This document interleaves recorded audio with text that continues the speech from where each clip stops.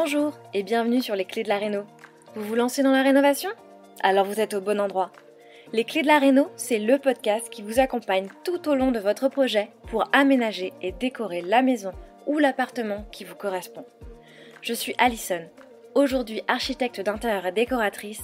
Je vous propose ici mes conseils et mes astuces pour transformer votre projet en un intérieur beau, chaleureux et fonctionnel dont vous serez fiers.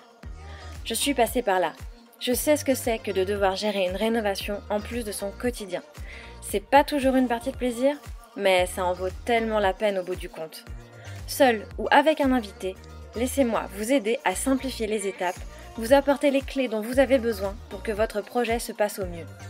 Imaginez, vous saurez enfin par où commencer et comment faire les bons choix. Retrouvez-moi aussi sur Instagram, c'est tout simplement les clés de la réno podcast pour encore plus de partage et de retour d'expérience. Allez, on y va ?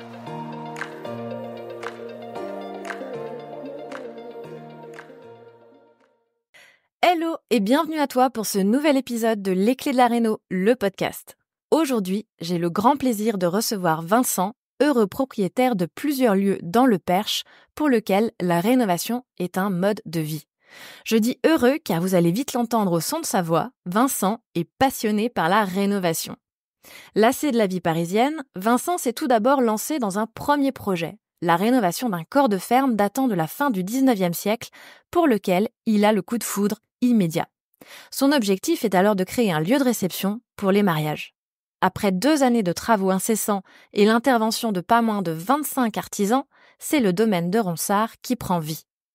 Les lieux ont retrouvé leur charme d'antan et leur authenticité, car Vincent s'est lancé le pari de les meubler intégralement avec du mobilier de seconde main ou, comme il nous le raconte en détail, de les confectionner lui-même avec les restes de son chantier. Passionné de chine et de brocante qu'il pratique plusieurs fois par semaine, il maîtrise l'art de l'accumulation comme personne et c'est ce qui crée l'ambiance unique et désuète de ces lieux comme une signature décorative. Parce qu'effectivement, Vincent ne pouvait s'arrêter là et c'est ce qu'il nous raconte avec enthousiasme aujourd'hui. Il rénove actuellement 2 autres lieux qui viendront compléter son offre, avec pour l'un la possibilité de réaliser des stages et des accueils destinés aux professionnels, et pour l'autre, une maison de ville qui proposera des couchages supplémentaires à ses invités. L'esprit maison de campagne du domaine de Ronsard se décline donc peu à peu au Clos Ronsard et au Relais Ronsard, dans lesquels les matériaux de récupération sont toujours à l'honneur et dont les travaux devraient se terminer prochainement. Avec Vincent, on a beaucoup parlé des problématiques de chantier, de la gestion de ses artisans et surtout de la difficulté qu'on peut rencontrer à faire respecter ses choix et ses délais. Un épisode riche en conseils, car Vincent n'est pas avare de bonnes idées pour faire en sorte que son chantier se déroule comme il l'a imaginé. Alors si toi aussi tu es dans cette situation, nul doute que ça devrait t'intéresser. Bonne écoute! Bonjour Vincent et bienvenue sur les clés de la réno. Je suis vraiment très heureuse de t'avoir avec nous aujourd'hui pour que tu nous parles de tes rénovations, puisqu'en fait il y en a plusieurs, tu vas nous expliquer ça. Et avant que tu nous racontes un peu l'aventure de ces rénovations, de ces travaux, tu peux commencer peut-être par une petite présentation. Si certains qui nous écoutent ne te connaissent pas, peux-tu nous dire un peu qui tu es, ce que tu fais dans la vie et où tu vis pour démarrer? Ça marche. Bonjour Alison, merci de me recevoir tout d'abord. Donc je m'appelle Vincent, j'ai 40 ans, je suis normand et je suis le fondateur du domaine de Ronsard. Le domaine de Ronsard, donc c'est un lieu de réception pour organiser des mariages, des anniversaires, des séminaires, des shootings photos. Donc un lieu qui se privatise. Je suis dans le Perche, dans l'Orne, en Normandie. Et j'ai mené une grosse rénovation de 24 mois pour créer ce lieu, le domaine de Ronsard. J'ai une grosse expérience, on va dire, dans la rénovation puisque c'est j'ai déjà fait 4 rénovations. En ce moment même, j'ai 2 projets rénovation. Le premier s'appelle le Clos Ronsard. C'est un lieu dédié aux stages, aux séminaires, aux formations. Donc, une maison que je transforme en lieu pour recevoir 18 personnes. Donc, 9 chambres avec 9 salles de bain privatives et 9 toilettes privatives et une salle pour organiser des stages. On en reparlera. Et puis, un autre projet, un troisième projet s'est mêlé à celui-ci. Il s'appelle le Relais Ronsard et c'est une maison d'hôtes qui sera à privatiser en gîte ou alors les chambres séparées façon chambre d'hôtes. Donc deux gros projets sur le feu puisque j'en ai un qui va être livré d'ici quelques semaines, peut-être 15 jours, 3 semaines, et puis un autre pour le printemps 2024. Très bien. Donc effectivement, la suite des habitations Ronsard, on va dire. Oui, C'est ça. c'est ça. Moi, j'aime bien utiliser le mot saga. Ça La fait une petite... saga. C'est ça. Alors moi, je précise que en fait, je suis un professionnel. C'est-à-dire que toutes ces maisons sont des projets professionnels. Ça veut dire que j'ai des emprunts bancaires professionnels pour développer toute cette activité. Je suis donc dans l'événementiel. Tu sais bien que l'événementiel a connu une période avec la Covid très très difficile. Ça veut dire que quand j'ai commencé le premier projet du domaine de Ronsard, j'ai fait mes travaux pendant 2 ans et le premier événement devait se passer le 20 mars 2020. Voilà. Vraiment la bonne date. Voilà. La première, la date du premier confinement et ça a été l'horreur puisque mon projet à peine ouvert a failli mettre la clé sous la porte. Voilà. Puisque, comme tu le sais, tous les événements ont été annulés. Premier confinement, deuxième confinement, les passes sanitaires, donc tous les mariés et tous mes clients, les uns après les autres, ont annulé leur événement. J'ai eu 63 événements annulés la première année d'ouverture, avec aucune aide de l'État, puisque Macron n'a donné aucune aide de l'État aux jeunes entrepreneurs qui venaient d'ouvrir. Donc moi, je n'avais pas de bilan comptable, je n'avais absolument rien, puisque c'était une création de toutes pièces. Et donc, à peine mes travaux terminés, après 2 ans de rénovation où tu es prêt à ouvrir, bim, tout s'arrête et j'ai failli mettre la clé sous la porte. Alors heureusement, j'ai eu un banquier super compréhensif qui m'a laissé des facilités, qui a quand même cru en mon projet. Il avait cru en mon projet en me finançant ces travaux et ce lieu. Et finalement, petit à petit, les événements ont pu de nouveau se passer. Le pass sanitaire a disparu et j'ai pu ouvrir. Et là, a commencé finalement, si tu veux, dans ce petit malheur, parce que c'était très difficile. Hein, c'était l'épreuve la plus difficile de ma vie que j'ai dû affronter. Une fois que le pass sanitaire a disparu, une fois que les événements ont pu reprendre, parce que pendant quasiment 1 an et demi, 2 ans, il ne s'est rien passé en événementiel. Et alors là, tout a explosé. Ça veut dire que tout le monde, les particuliers comme nous, ont tous voulu organiser un mariage qui est en attente depuis 2 ans, un anniversaire, des 30 ans, des 40 ans, des 50 ans, des 60 ans, des fêtes de famille, les séminaires, plus personne, certains collaborateurs étaient arrivés dans des nouvelles sociétés, ne connaissaient pas leurs collègues à part en visio, donc il y avait urgence pour créer des événements et faire rencontrer les collaborateurs. Tout ce qui est shooting photo, c'est pareil, beaucoup de retard puisque les gens se déplaçaient quasiment plus, tout était dans des studios, chacun envoyait les photos, bon c'était vraiment du système B. Et donc là, explosion. Année, j'ai fait, tu vois, l'année où ça a vraiment commencé, donc 2 ans de retard sur mon business plan, hein, j'ai fait x4 sur mon chiffre d'affaires. En 2022. Donc en 2022 pour la reprise. Et donc là, tous les feux étaient au vert en disant à mon banquier, je n'arrête pas de refuser des clients. C'est pas possible de toujours dire je suis complet, désolé, je n'ai pas de date à vous proposer. Et donc mon banquier m'a financé un deuxième lieu, donc c'est le Clos Ronsard, c'est le lieu où j'ai organisé les stages. Et puis pendant cette rénovation là, j'avais à peine commencé mes travaux que j'ai eu l'opportunité dans mon village d'acheter une 3e maison et la banque m'a donné son feu vert aussi pour faire cette maison d'hôte. Donc c'était un petit peu un sacré défi, tu vois, un coup de poker. Est-ce que je me lance? Est-ce que je me lance pas? Est-ce que 2 rénaux c'est gérable en même temps? Et puis moi je suis hyper optimiste. Tous les feux étaient au vert puisque j'ai un calendrier qui est surchargé et surtout moi dans l'événementiel, si tu veux, le mariage, ça se réserve très longtemps à l'avance. J'ai à peu près une bonne visibilité. Voilà, une bonne visibilité. Et quand je dis je suis complet, c'est pas juste Vincent qui pense être complet. C'est-à-dire que moi, j'ai des contrats et j'ai des chiffres sur des Excel qui prouvent que mon lieu fonctionne et sera rempli dans les 24 mois qui arrivent. Mhm. Tu vois, c'est pas du prévisionnel comme un commerçant qui se dit bon, ça va cartonner pour Noël parce que c'est les fêtes de fin d'année, tout le monde surconsomme. Oui, mais bon, si ta collection elle est pas top et si ton emplacement est en travaux et si il y a plus de stationnement parce que ils refont le tout à l'égout juste Mhm. après les fêtes, etc. Peut-être que ton chiffre d'affaires sera pas le même. Et donc voilà, donc un projet terminé après 24 mois de travaux et 2 rénovations quoi. D'accord.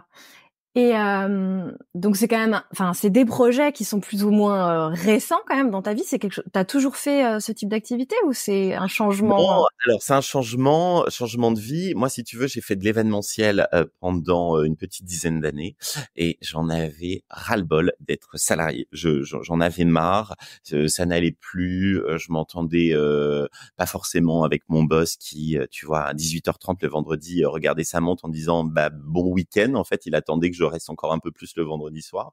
Et puis surtout, jamais un merci, jamais un bravo, aucune reconnaissance. Et je me suis dit, je dois trouver un projet pour devenir entrepreneur et faire réellement ce que je veux faire et ne plus avoir supporté les ordres et les indélicatesses de mon patron. Et là, mon frère s'est marié. Mon petit frère s'est marié dans un domaine de réception et j'ai bien analysé le lieu qu'il avait choisi. Et quand ma maman, qui était très présente dans l'organisation, m'a dit, tu sais, le lieu, on l'a réservé quasiment 2 ans à l'avance. 2 ans à l'avance, il restait qu'une date. On a eu un peu de pression et sous 24 heures, fallait donner la réponse, sinon le lieu était loué. C'était comme un lieu qui était fourchette assez haute sur le tarif, avec un nombre d'équipements très limité. Et là, je me suis dit, je sais faire de l'événementiel. Je voudrais vivre dans un lieu très grand, perdu au milieu de la campagne, sans voisins. Je voudrais pouvoir pratiquer ma passion pour la brocante, parce qu'on va en parler. Moi, ma passion, c'est la Chine et la brocante. C'est une passion que je pratique quasiment tous les jours. Je chiner 3 fois par semaine minimum. Et j'ai mis tous ces éléments et toutes mes qualités personnelles et puis d'organisation dans un checker. Et je me suis dit, bim, domaine de réception, c'est ce que je veux faire. Et puis je me suis lancé, j'ai trouvé une ferme, j'ai été voir une banque et toutes les étapes se sont enfilées les unes après les autres très facilement, sans embûche, sauf la période Covid à Oui. l'ouverture. Voilà. Et alors, bah justement, si on reparle un peu de cette période de recherche là, comment ça s'est passé? Comment t'as trouvé ce domaine, enfin ce village même? Alors oui, on peut dire. Mes amis me disent que c'est un village. C'est vrai, hein, c'est un petit hameau. Il y a 4 bâtiments. Il y a plusieurs toitures différentes. Là, on parle du domaine de Ronsard. Si tu veux, je cherchais une maison sur tous les sites, sur Se Loger, sur Le Bon Coin, sur Explore Immo. Je mettais des alertes et j'étais vraiment en veille très très active. Et puis sur Internet, je trouvais vraiment rien. J'avais vu passer cette maison, mais les photos, tu sais, photos prises en hiver, mauvais cadre, mal cadré, mauvais angle, rien n'allait. Je l'avais vraiment zappé. Et puis finalement, je me décide d'aller voir des agences, de faire le tour des agences, comme on dit, en disant bah peut-être que des nouveaux biens vont rentrer, tout n'est pas sur Internet, il y a peut-être des biens où le mandat est en cours et je serai peut-être le premier à pouvoir visiter parce que les annonces parfois c'est les assistantes des agents immobiliers qui les mettent en ligne et ça peut prendre 72 heures, les photos n'ont pas été validées ou certains se disent bon faut que je repasse un jour de soleil parce que les photos avec du ciel bleu seront quand même beaucoup mieux, donc on va attendre. Et là un agent immobilier me dit je vous emmène avec moi toute l'après-midi et je vous fais visiter 5-6 biens que j'ai en stock. Oh purée, là. Et là, je ne vois 5-6 biens en stock, la période est révolue. Hein. là, ça n'avait rien à voir. Hein. Avant, il y a plus de 5 ans, c'était Mm. complètement différent Mais du niveau coup, de ma région. t'avais déjà ciblé la zone géographique. Si tu veux, j'avais ciblé la zone et je savais que je voulais autour de Belém. Belém, donc c'est le classé il y a quelques années le 5e plus beau village de France par l'émission, tu sais, les villages préférés des Français, l'émission de Stéphane Bern. Le village charmant, le coin, le Perche que je connaissais très bucolique, des collines, des bocages, pas beaucoup de constructions neuves. C'est très préservé. Tu es dans un parc naturel régional et puis la proximité de Paris, puisque moi je m'étais déjà un petit peu renseigné sur mon étude de marché, mon étude concurrentielle, et c'est vrai que la zone Île-de-France Paris est saturée en lieux de réception et surtout très très cher. La deuxième zone en France où ça marche bien, c'est la zone PACA, Provence, Luberon, parce que des mariés de toute la France viennent dans ces régions pour se marier. Et puis la troisième zone qui cartonne, c'est la Normandie, parce que à Paris, on est tellement nombreux que les Parisiens sont obligés, si tu veux, de faire quelques kilomètres pour trouver un lieu de réception, puisque c'est quasiment introuvable à part avoir des moyens très très très confortables, et même les lieux qui sont, tu sais, autour de Fontainebleau, de Chantilly, de l'Île-de-France très proche, sont très très très prisés. Et là, c'est pareil, si t'es à 24 mois à l'avance, après t'as plus rien du tout. Et donc je m'étais concentré sur cette région-là, et donc je pars avec ma voiture en train de suivre l'agent immobilier pour visiter les différentes maisons. Bien sûr, la première n'allait pas, ça n'allait vraiment pas du tout. J'ai dit, oh là là, il a pas du tout compris mon brief, je vais perdre mon temps avec lui. Et puis, au bout de 3 maisons, il travaillait un petit peu à l'ancienne, il sort un classeur sur le capot de sa voiture avec, tu sais, toutes les feuilles transparentes, les fiches produits de ce qu'il a en stock. Il est en stock de ses mandats, avec même, si tu veux, parfois la clé dans la pochette, tu vois, D'accord. vraiment à l'ancienne. Et donc là, il feuillette, voilà, ça non, ça n'ira pas, ça, il y a une route à côté, ça c'est trop loin, ça c'est hors secteur, ça c'est trop petit, ça c'est un pavillon, ça. Et puis, au milieu de son catalogue, de son classeur, il me dit, ah, celle-ci, ah oui, celle-ci, elle est pas mal. Ah bah, pourquoi j'y ai pas pensé plus tôt? Alors là, bon, je vous emmène. Ça peut vous plaire. Pas de travaux depuis les années 80. Perdu au milieu de nulle part, juste à côté. Alors, je sais pas si c'est un coup de bluff ou si c'était, si vraiment cette maison était sortie de sa tête. Et il me dit, bon, on y va. Bim. Et là, on commence à traverser un chemin d'à peu près 800 mètres au milieu des champs. Et j'arrive sur ce corps de ferme avec ma voiture.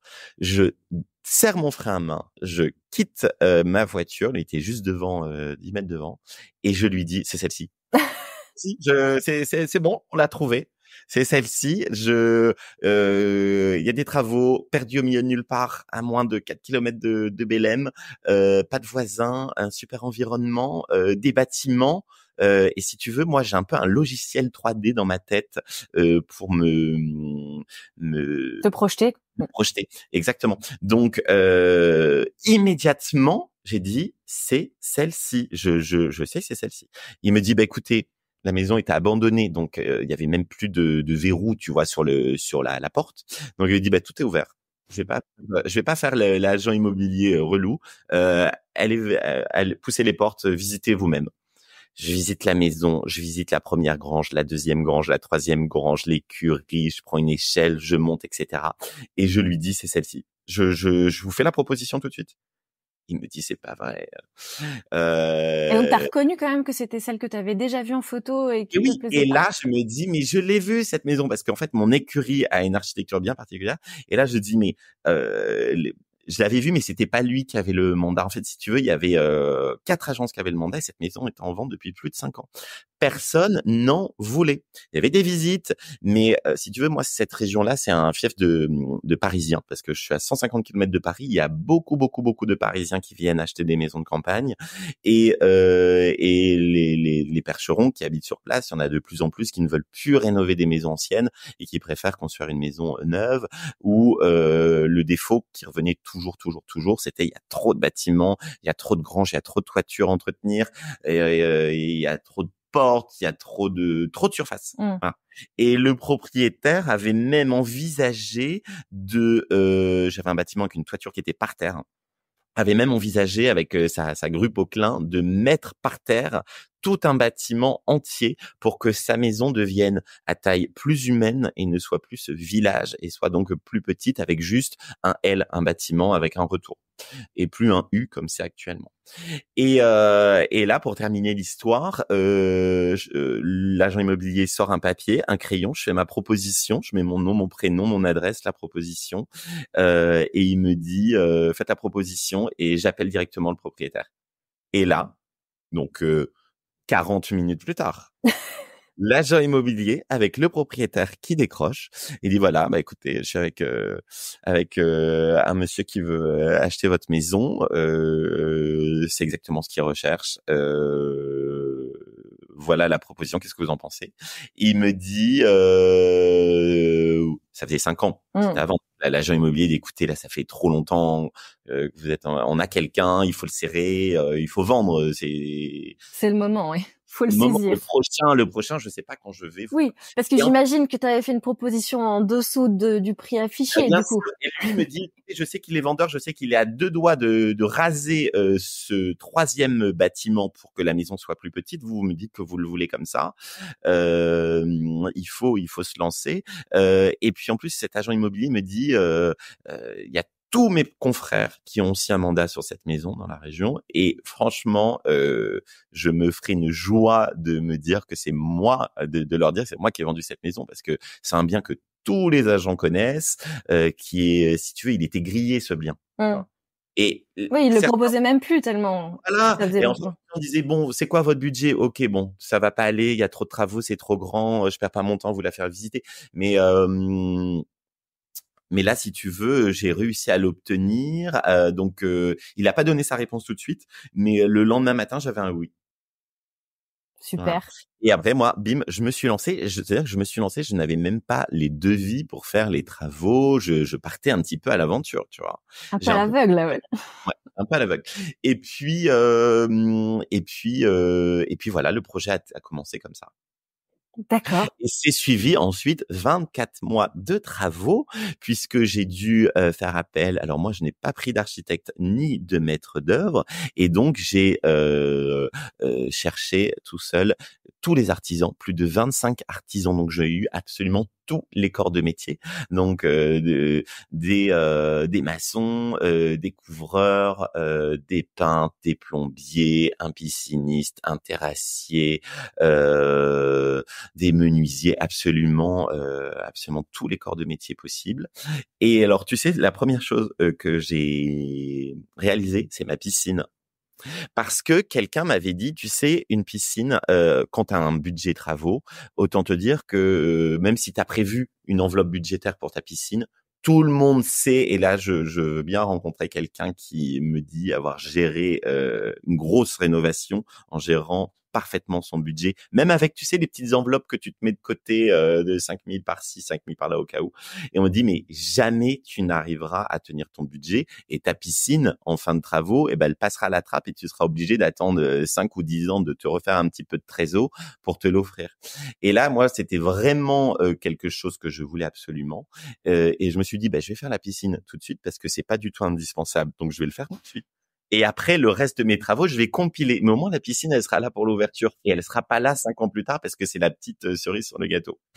Et après, je me suis dit, comme je suis parti sur un chantier qui sera quand même très, très long, ça sera quand même plus agréable de venir sur mon chantier et d'y vivre aussi, parce que moi, j'ai vécu sur mon chantier avec une piscine pour le week-end pour un peu, tu vois, me donner du baume au cœur.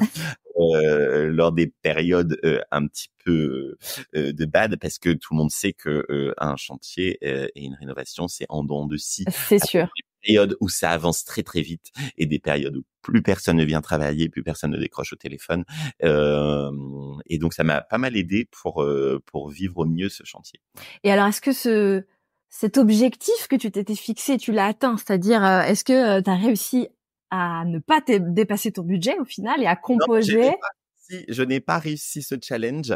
Donc, pour tout te dire, j'ai même fait un emprunt complémentaire pour d'autres travaux. Alors, faut pas oublier que moi, je suis un pro et l'événementiel, je suis aussi soumis à des règles de ERP. Oui. Donc, ERP, ça veut dire établissement recevant du public. Je suis catégorie 5. Donc, ça veut dire que, par exemple, toutes mes baies vitrées doivent s'ouvrir vers l'extérieur. Ensuite, toutes mes portes doivent avoir le petit bonhomme vert qui court pour courir vers l'extérieur. Les extincteurs. Très encadré, autant te dire que moi, j'ai eu donc toutes les commissions de sécurité qui sont venues, donc les pompiers, j'ai eu le sous-préfet qui est venu, j'ai eu la gendarmerie qui est venue, j'ai eu les pompiers, j'ai eu la commission handicapée, j'ai eu tout le monde, l'hygiène, tout le monde est venu pour te donner les autorisations. Donc tout ce qui est assainissement, c'est drastique, tout ce qui est, tu sais, la réserve d'eau, puisque en fait les pompiers considèrent que une piscine n'est pas suffisante en réserve d'eau en cas de feu, parce que tu sais, je n'ai pas la prise pompier reliée comme en ville, puisque je suis en campagne. Donc tout ça, ça demande des investissements colossaux. J'ai dû faire un parking pour quasiment 70 voitures. Donc tu vois, terrassier, les matériaux. Des voitures ne peuvent pas stationner sur de la pelouse parce que moi je suis ouvert toute l'année et tu sais très bien que les gens peuvent s'embourber, donc il faut mettre du remblai. Ensuite j'ai dû faire un office traiteur avec tu sais tout l'équipement, l'électricité est dopée au maximum, donc c'est pas des petits compteurs de maisons de particuliers, c'est plus puissant. Ensuite dans les équipements événementiels, tout est des matériaux qui sont plus chers. C'est fait pour durer, donc tu vois mes baies d'atelier. Si nos auditeurs vont regarder les photos, j'ai des grandes baies d'atelier qui sont en métal. Elles coûtent une fortune, tu vois, elles coûtent 20 000 € pièce. Voilà, c'est des pièces qui vont durer toute une vie. Donc ça, j'ai pas lésiné à la dépense sur des investissements comme ça. Et donc, si tu veux, un peu plus à mi-parcours, je me suis rendu compte que je n'allais pas réussir à tenir mon budget. Et donc j'ai fait un emprunt complémentaire. Voilà. Donc maintenant, faut travailler. Après, c'est ça, si tu veux, au bout d'un moment, tu as des travaux qui n'en finissent plus. Et il faut que l'argent rentre. Parce que derrière, tu as des investissements et il faut que ça marche. Et puis là, la Covid. Bon. Mais finalement, tu vois, cet événement qui a été très douloureux dans mon parcours, m'a vraiment boosté à me dépasser. Et la preuve aujourd'hui, j'ai trois lieux qui vont être en activité tous les 3 là d'ici quelques semaines, alors que sans cette période Covid, tu vois, je serais peut-être resté sur mes acquis et pas évident que la suite aurait été aussi glorieuse. C'est sûr. Et donc justement la suite, raconte-nous un peu comment tu tombes sur ces autres biens à rénover, d'où te vient l'idée, enfin. Donc le premier chantier se termine, les travaux se passent plutôt bien. L'ouverture, les premiers événements organisés au domaine de Ronsard se passent super bien. Les chiffres sont là, le prévisionnel explose. Et puis j'ai envie d'autre chose. Si tu veux, ça c'est un point, je pense que tu seras d'accord pour le partager avec moi. Une fois qu'on a terminé un chantier, on se dit mais qu'est-ce qu'on va faire? Qu'est-ce qu'on va faire maintenant? Ça m'a tellement pris Habité. Voilà, c'est vraiment le mot. C'est-à-dire que tu manges réno, tu dors réno, tu parles réno. C'est le sujet omniprésent avec tous tes amis. Tous tes amis te demandent alors, c'est quand l'ouverture? Est-ce qu'on peut venir te voir ce week-end? Voilà. Et donc moi, j'encouragerais, tu vois, tout le monde à créer un petit profil Instagram de suivi de chantier. Alors ça, c'est super parce que ça t'évite sur WhatsApp d'envoyer à tes parents, à tes amis, à tes différents groupes de copains qui te demandent. Et finalement, c'est tellement plus facile de montrer des photos pour que les gens tout de suite imaginent l'environnement, où tu en es, à quoi ressemble un chantier.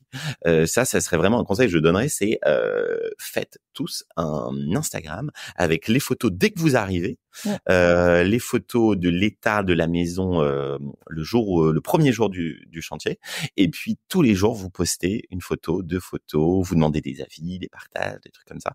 Et quand vous avez des petits coups de mou, ça permet aussi de revoir qu'est-ce qui s'est passé 3 mois avant. Oui, bon, finalement j'ai l'impression que ça n'avance pas du tout, mais Mais si. mais en fait si. Et donc pour répondre à ta question, le deuxième projet, donc le Clos Ronsard, c'est le lieu de stage. Pareil, une super aventure sur cet achat. Le projet d'une deuxième maison était devenu une évidence, et là je me dis le bouche à oreille à la campagne, ça marche encore très très bien. Et donc, j'en parle à tout le monde, je cherche une deuxième ferme, j'ai un autre projet, si vous entendez parler de quelque chose, etc. Et j'en parle à mon marchand de bois, la personne qui vient me livrer régulièrement du bois, puisque au domaine de Ronsard, j'ai des cheminées et un poêle Godin, et j'adore l'énergie, cette énergie-là, le bois, parce que dans une maison de campagne, ça te donne une odeur, ça te crée une atmosphère très cocooning. Et là, mon marchand de bois me dit, ah bah vous savez, j'ai entendu parler d'une maison qui est à vendre, là, c'est juste à côté. Il me dit, vous savez, première à droite, deuxième à gauche, en bas à droite quand vous tournez après le stop. C'est-à-dire que j'ai dit oui. Je lui ai dit oui, je la vois, alors que je ne la voyais pas du tout. Mais j'avais à peu près compris où elle était. Et puis là, ça tombait à mauvaise période, puisque moi, je commençais c'était le rush de ma période, ma très haute saison. Et puis, il me dit, elle est pas encore à la vente, mais en tout cas, c'est une succession et elle va bientôt arriver à la vente. Et puis, j'avais toujours mes alertes sur Le Bon Coin. Et là, un matin, je me lève, alerte. Et là, je me dis, mais c'est pas la maison de mon marchand de bois. Je fais les captures d'écran de l'annonce, je le rappelle. Je lui envoie un SMS en disant, est-ce que c'est bien cette maison dont vous m'avez envoyé le numéro de téléphone il y a 3-4 mois, tu vois. Il me dit, oui, c'est celle-ci, vous l'avez visitée? Alors je lui dis, ben non, mais je vais le faire tout de suite. Et donc là, j'appelle tout de suite la propriétaire. Donc la maison, si tu veux, était vendue par un notaire. Donc, tu sais, maintenant, les notaires sont aussi agents immobiliers. Et donc, du coup, c'était pas vraiment de particulier à particulier, mais bon, comme moi, j'avais en plus le numéro de la propriétaire qui était bien enregistré dans mon téléphone, enfin, dans l'historique, j'avais pas effacé son message, donc je l'avais toujours. Et là, je l'appelle en disant, bah, écoutez, voilà, votre maison m'intéresse, est-ce qu'on peut la visiter, est-ce qu'on peut faire affaire, etc. Et là, le marché était très, très compliqué à cette époque-là, puisque un peu sorti Covid, de plus en plus de citadins partaient s'installer à la campagne. Et donc, j'ai acheté la maison sans négocier, pour le coup. Mais les travaux étaient moindres, ça veut dire qu'il y avait pas de toiture, pas de fenêtre à changer, et elle était surtout très très proche, puisqu'elle a moins de 2 minutes en voiture du domaine de Ronsard. Et si tu veux, pour moi, ça n'avait pas de prix, c'est-à-dire que même si je la payais prix fort, elle avait tellement d'atouts. Elle est dans un lieu qui est extraordinaire. Elle est à 2 minutes de ma première maison. Et tout le gros œuvre était en bon état. Donc je me suis dit, bon, le notaire qui l'a estimé en plus l'a estimé vraiment en fourchette basse. Et d'autres agents immobiliers de la région qui eux ont un portefeuille de clientèle secondaire notamment l'auraient évalué quasiment de 25 à 30% de plus. Donc là, en fait, moi, la personne qui l'a estimé a été vraiment en fourchette basse, mais vraiment très, très basse, alors que je sais très bien que 10 jours plus tard, un agent immobilier de ma région qui a un portefeuille de clients très aisé l'aurait estimé quasiment 30% de plus, et même en fourchette haute, la maison partait dans le week-end. Ouais. Parce qu'on était à une période où c'était très, très, très tendu très, très difficile de trouver une maison. Et donc là, bim, je suis arrivé. Alors moi, j'ai la chance aussi d'avoir un super banquier qui est très réactif et qui me fait des accords de principe avec un business plan. Donc, si tu veux, moi, je suis très, très réactif et si tu veux, pour n'importe quel business, en une journée, je te sors un business plan avec une étude concurrentielle, une étude de marché, quel est mon positionnement, quels sont mes prix, combien coûtent les travaux, etc. Tu vois, Ça, c'est vraiment une force que j'ai d'être hyper réactif et de bien connaître le métier de la rénovation. Et donc là, la banque, si tu veux, j'ai des super artisans qui me suivent.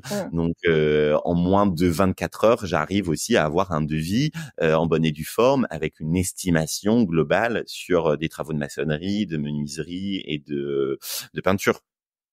Même si après c'est affiné, mais au moins pour la banque, j'ai tout de suite les bons documents. Et donc là, tout de suite, j'ai un go de la banque et me voilà reparti de façon très très rapide sur le nouveau projet. Et alors là, tout de suite, le projet était bien étudié. Je me suis dit, comme j'ai un lieu qui fait de l'événementiel festif avec les mariages, les anniversaires et puis les shootings et les séminaires, là, j'ai envie de créer autre chose, une adresse plus confidentielle avec un accueil plus luxueux. Donc là, chaque chambre a sa salle de bain, chaque chambre a son toilette privatif, chaque des 2 salons, une grande cuisine avec un îlot, parce que je trouve l'îlot très convivial pour justement les stagiaires, prendre un verre de vin, papoter avec la cuisinière qui est en train de mijoter un petit plat derrière, et puis une super vue sur la campagne, la possibilité de faire un petit parking pour recevoir les invités, et surtout une grande grange de quasiment 100 mètres carrés qui va devenir donc la salle d'activité où je vais pouvoir organiser les stages yoga, les stages bien-être, les stages naturopathie, poterie, poterie, céramique, cours d'anglais, rassemblement de voitures anciennes, club de randonnée, stage de relooking, de conseils en nutrition, de conseils en tout ce que tu veux. Donc là, je suis en train de sourcer déjà tous les professeurs qui vont venir organiser des stages puisque l'ouverture est prévue pour le printemps 2024. Ok. Voilà. Donc ça, c'était le deuxième projet. Finalement, donc là, j'ai l'équipe du domaine de Ronsard est revenue. Certains nouveaux artisans sont venus aussi.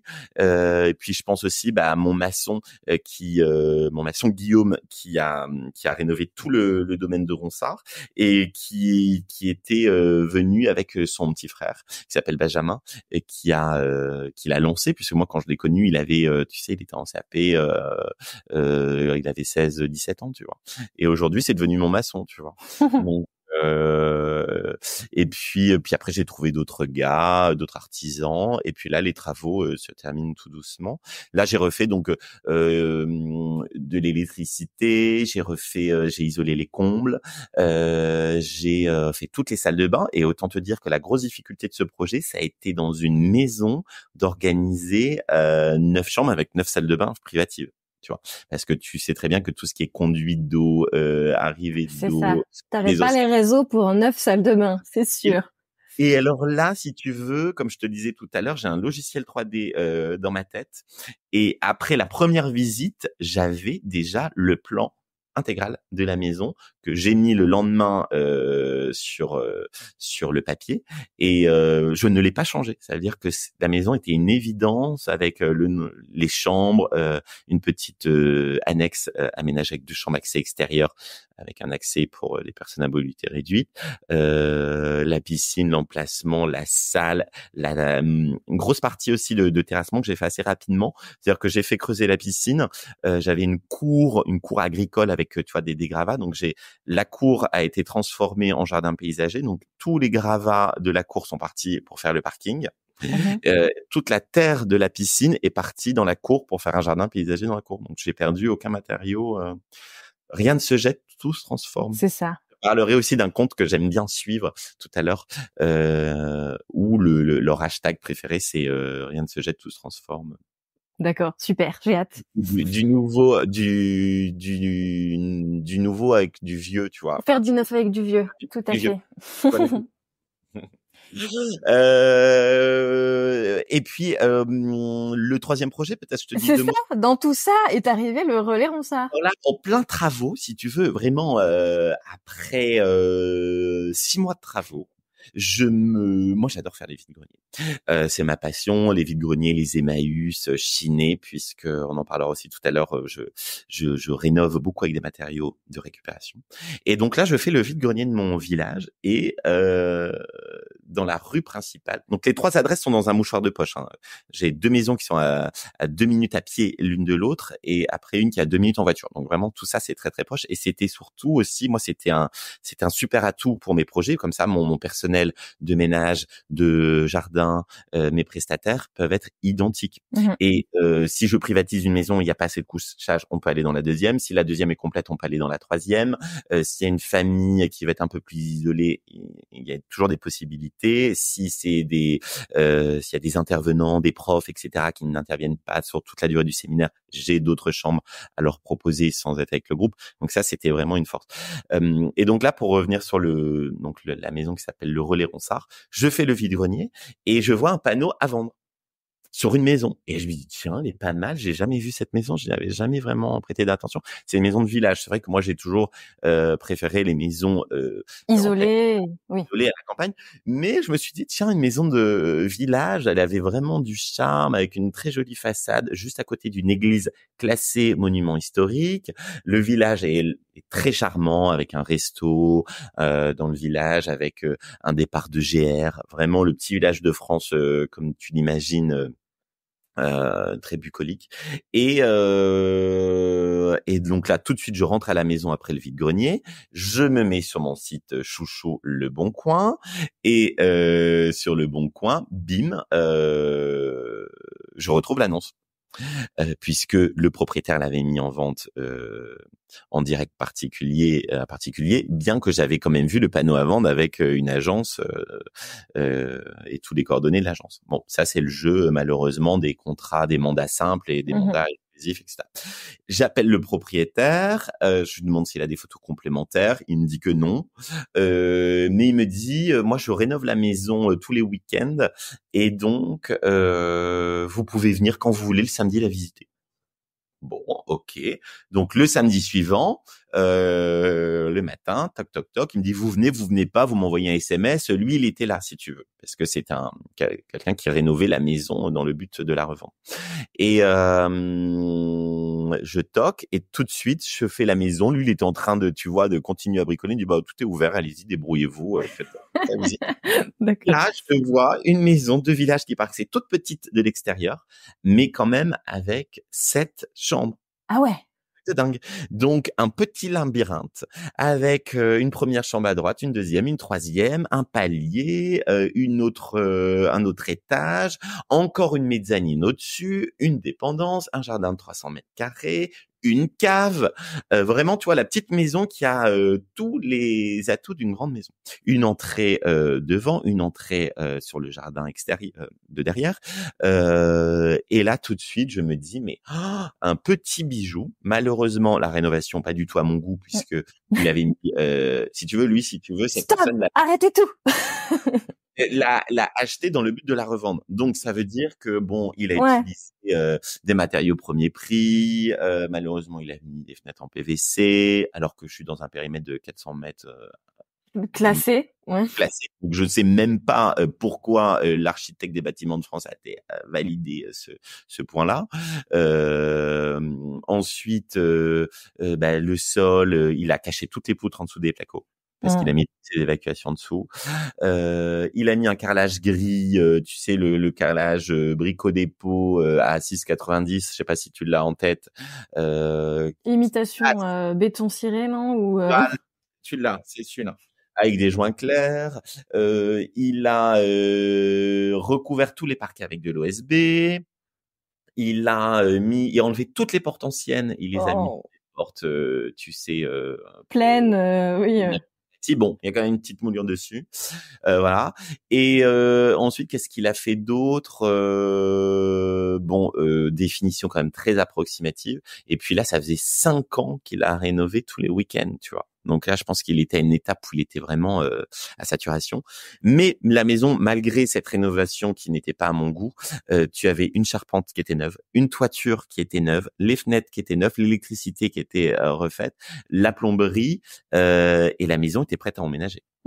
Et là, je me dis, mais en fait, hyper facile parce que je vais devoir refaire un relooking de luxe et, euh, et la maison va être très facilement rénovée. Je fais venir... alors, juste avant, pareil, je me dis, la maison, mais c'est le projet idéal pour un complément du domaine de Ronsard et du Clos Ronsard. Donc, je prends mon ordinateur, je fais un petit business plan pour mon banquier. Le lendemain, il me dit, tous les feux sont au vert. Et si tu veux, cette maison, je n'y pensais même pas. Si tu veux, si le banquier me disait, écoutez, vous avez déjà une rénovation en cours, terminez votre deuxième projet, lancez le business et puis on verra si ça fonctionne et pourquoi pas une troisième, mais chaque chose en son temps. Mais c'était et là, il y a combien de temps ça? Parce qu'effectivement, est-ce que c'était déjà dans la période récession, les prêts Non, c'est en octobre, donc là on est en novembre 2023, donc ça c'était en octobre 2022.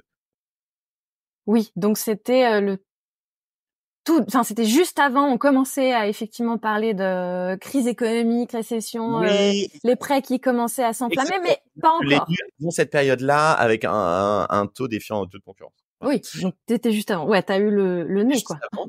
Et là, je lui dis, moi, vous savez, au domaine de Ronsard, j'ai des invités quasiment toute l'année, parce que je suis là toute l'année.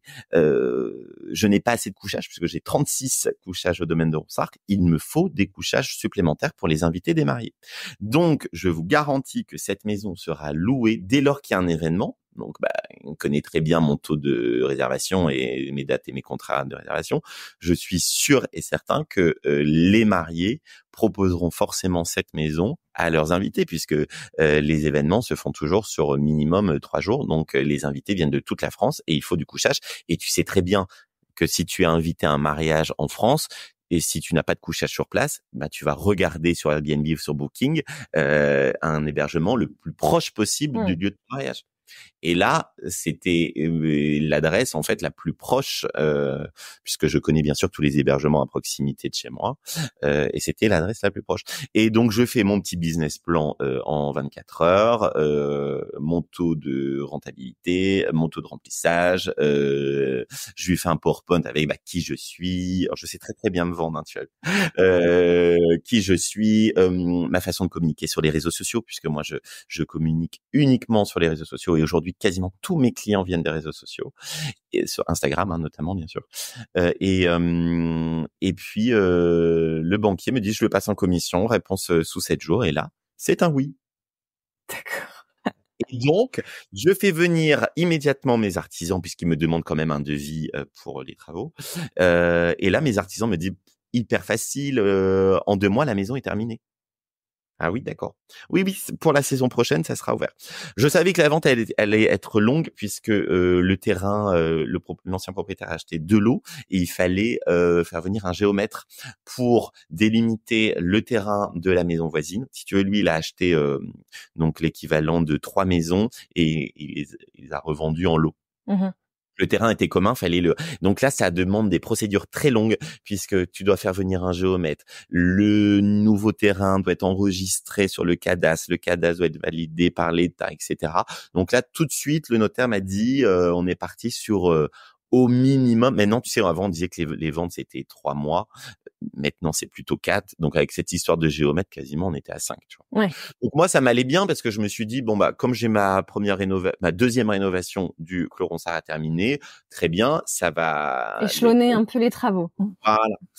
Et puis là, finalement, puis moi, je devais recréer une société puisqu'en fait, moi, sur toutes mes adresses, à chaque fois, c'est une entreprise différente. C'est-à-dire que si un jour je veux me libérer d'une adresse, je ne vends pas les 3 lots ensemble. Je peux libérer l'adresse. Donc, fallait créer une société, fallait un cabis, fallait plein de choses.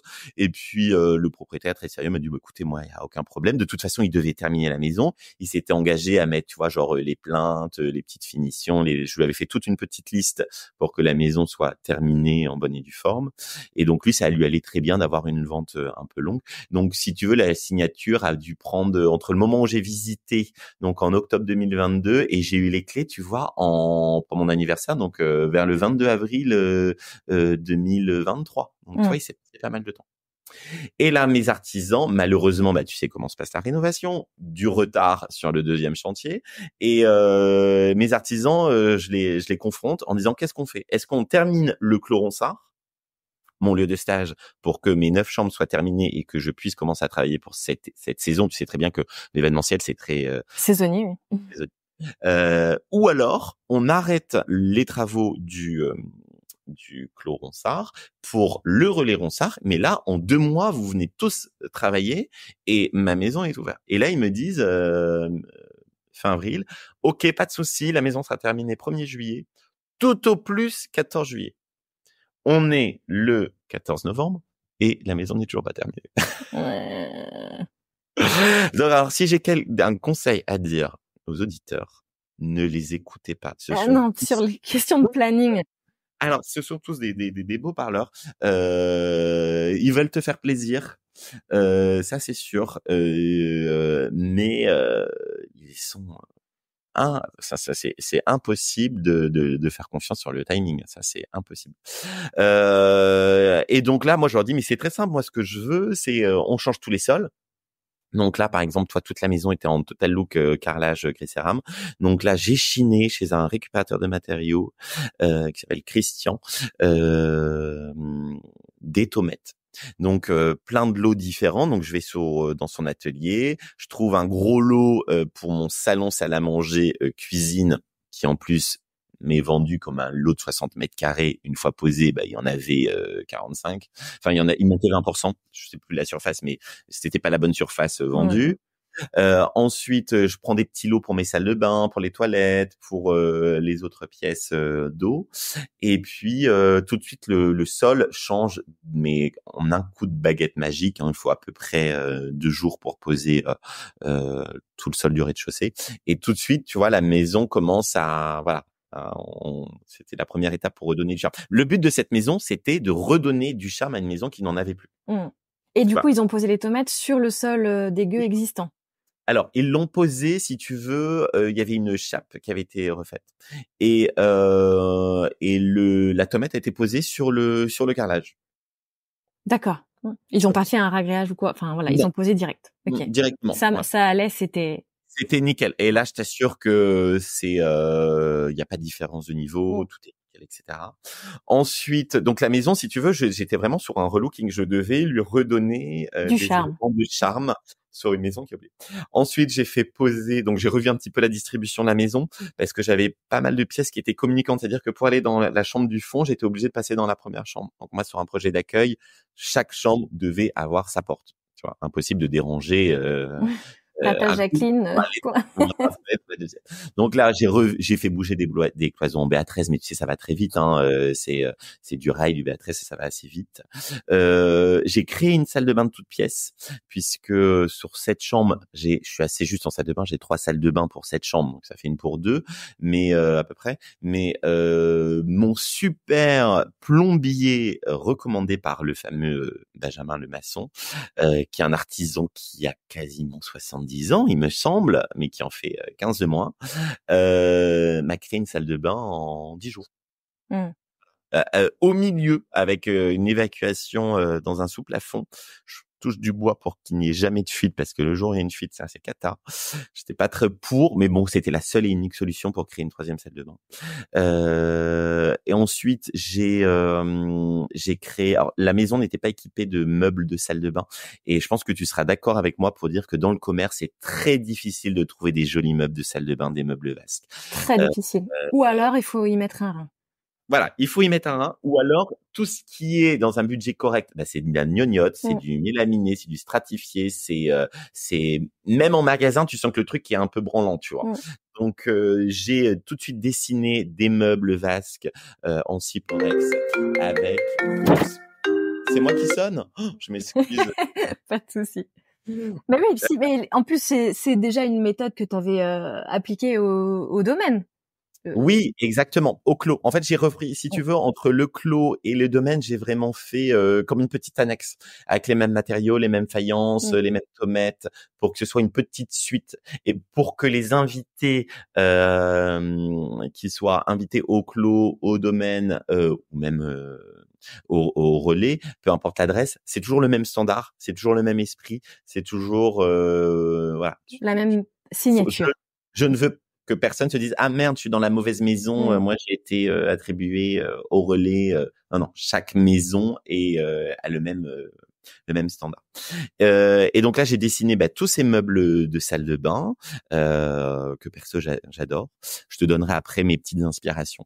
Et puis ensuite, tous les sols ont été supprimés puisque le propriétaire avait mis du parquet stratifié, du plastique, tu vois. Pour moi, il y a rien de bois dans un parquet stratifié où tu as une pellicule de 1 millimètre de bois.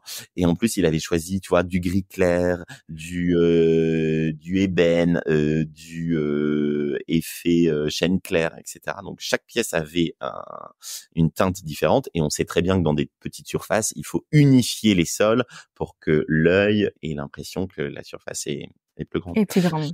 Et donc là, je vais faire poser un parquet massif sur c'est la dernière chose qui reste. Et ensuite, j'ai fait aussi une cuisine. Il n'y avait pas de cuisine. Si tu veux, de la maison, c'était un peu comme une maison de constructeur. Tu arrives, t'as pas la cuisine. Il n'y avait même pas les salles à bain. Il y avait les sols, les évacuations. D'accord. Ok. Et donc là, j'ai créé une cuisine aussi en Ciporex qui sera recouverte de béton ciré. Ça va être fait cette semaine. Et puis après, tous les enduits, toutes les peintures. Donc finalement, c'était un peu plus qu'un relooking, et c'est pour ça que ça a duré un peu plus longtemps. Voilà. Et quand tu dis tu fais une cuisine en Ciporex béton ciré, est-ce que tu entends intégrer des caissons de la grande distribution ou genre faire des étagères, garder Oui, un peu la même moi, je suis signature que sur tes sur meubles de salle de bain, parce que c'est ce que tu fais. exactement, c'est sur le même modèle. Donc ça veut dire qu'à chaque fois tu as les jambages en Ciporex. Pour les plateaux, tu sais que le Ciporex en fait je crois que ça fait 60 maximum, donc ça reste quand même assez fragile, et je le déconseille pour faire des plans de travail. Sinon les jambages vont être très très proches. Ouais. Donc là, mon maçon utilise, tu sais, les clôtures en béton, souvent utilisées même pour les pavillons un peu années 50. Donc en fait c'est des pieds, des poteaux que tu enfonces, et puis après tu viens glisser des panneaux de béton pour faire tu les vois, je les vois très bien, ouais. Et donc mon maçon utilise ces fameux panneaux de béton prémoulés pour faire les plans de travail. D'accord.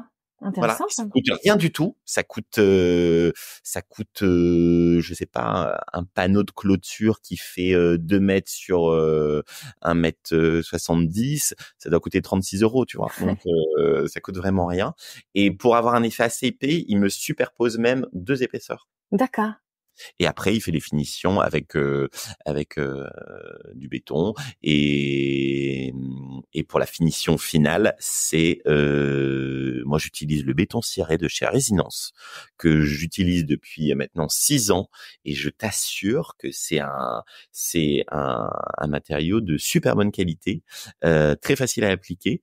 T'as plusieurs couleurs, tu vois, t'as plusieurs grilles, maintenant tu as des beiges, des blancs qui sont très tendance, tu as aussi un peu de sienne, ce genre de couleur, et ensuite tu peux venir choisir un vernis qui est soit mat, soit satiné, soit brillant. Moi j'utilise toujours le mat, que tu dois mettre en 4 ou 5 couches. Oui, Voilà. je vois bien. Je Voilà. vois. Donc ça, moi j'utilise, et il y a plusieurs gammes. Le plus costaud, un vendeur m'avait dit que le spécial douche à l'italienne était plus costaud, puisque soumis à des conditions Extrême. extrêmes, et que si je voulais un rendu encore plus qualitatif, il me conseillait la gamme douche à l'italienne. Donc en fait, toutes mes cuisines sur les 3 maisons sont réalisées avec le béton ciré Résinence coloris ombre parce qu'on me le demande souvent, c'est pas de Résinence, voilà. D'accord. Spécial chez italienne. Avec un vernis Avec un vernis ultra. spécial douche à l'italienne, alors.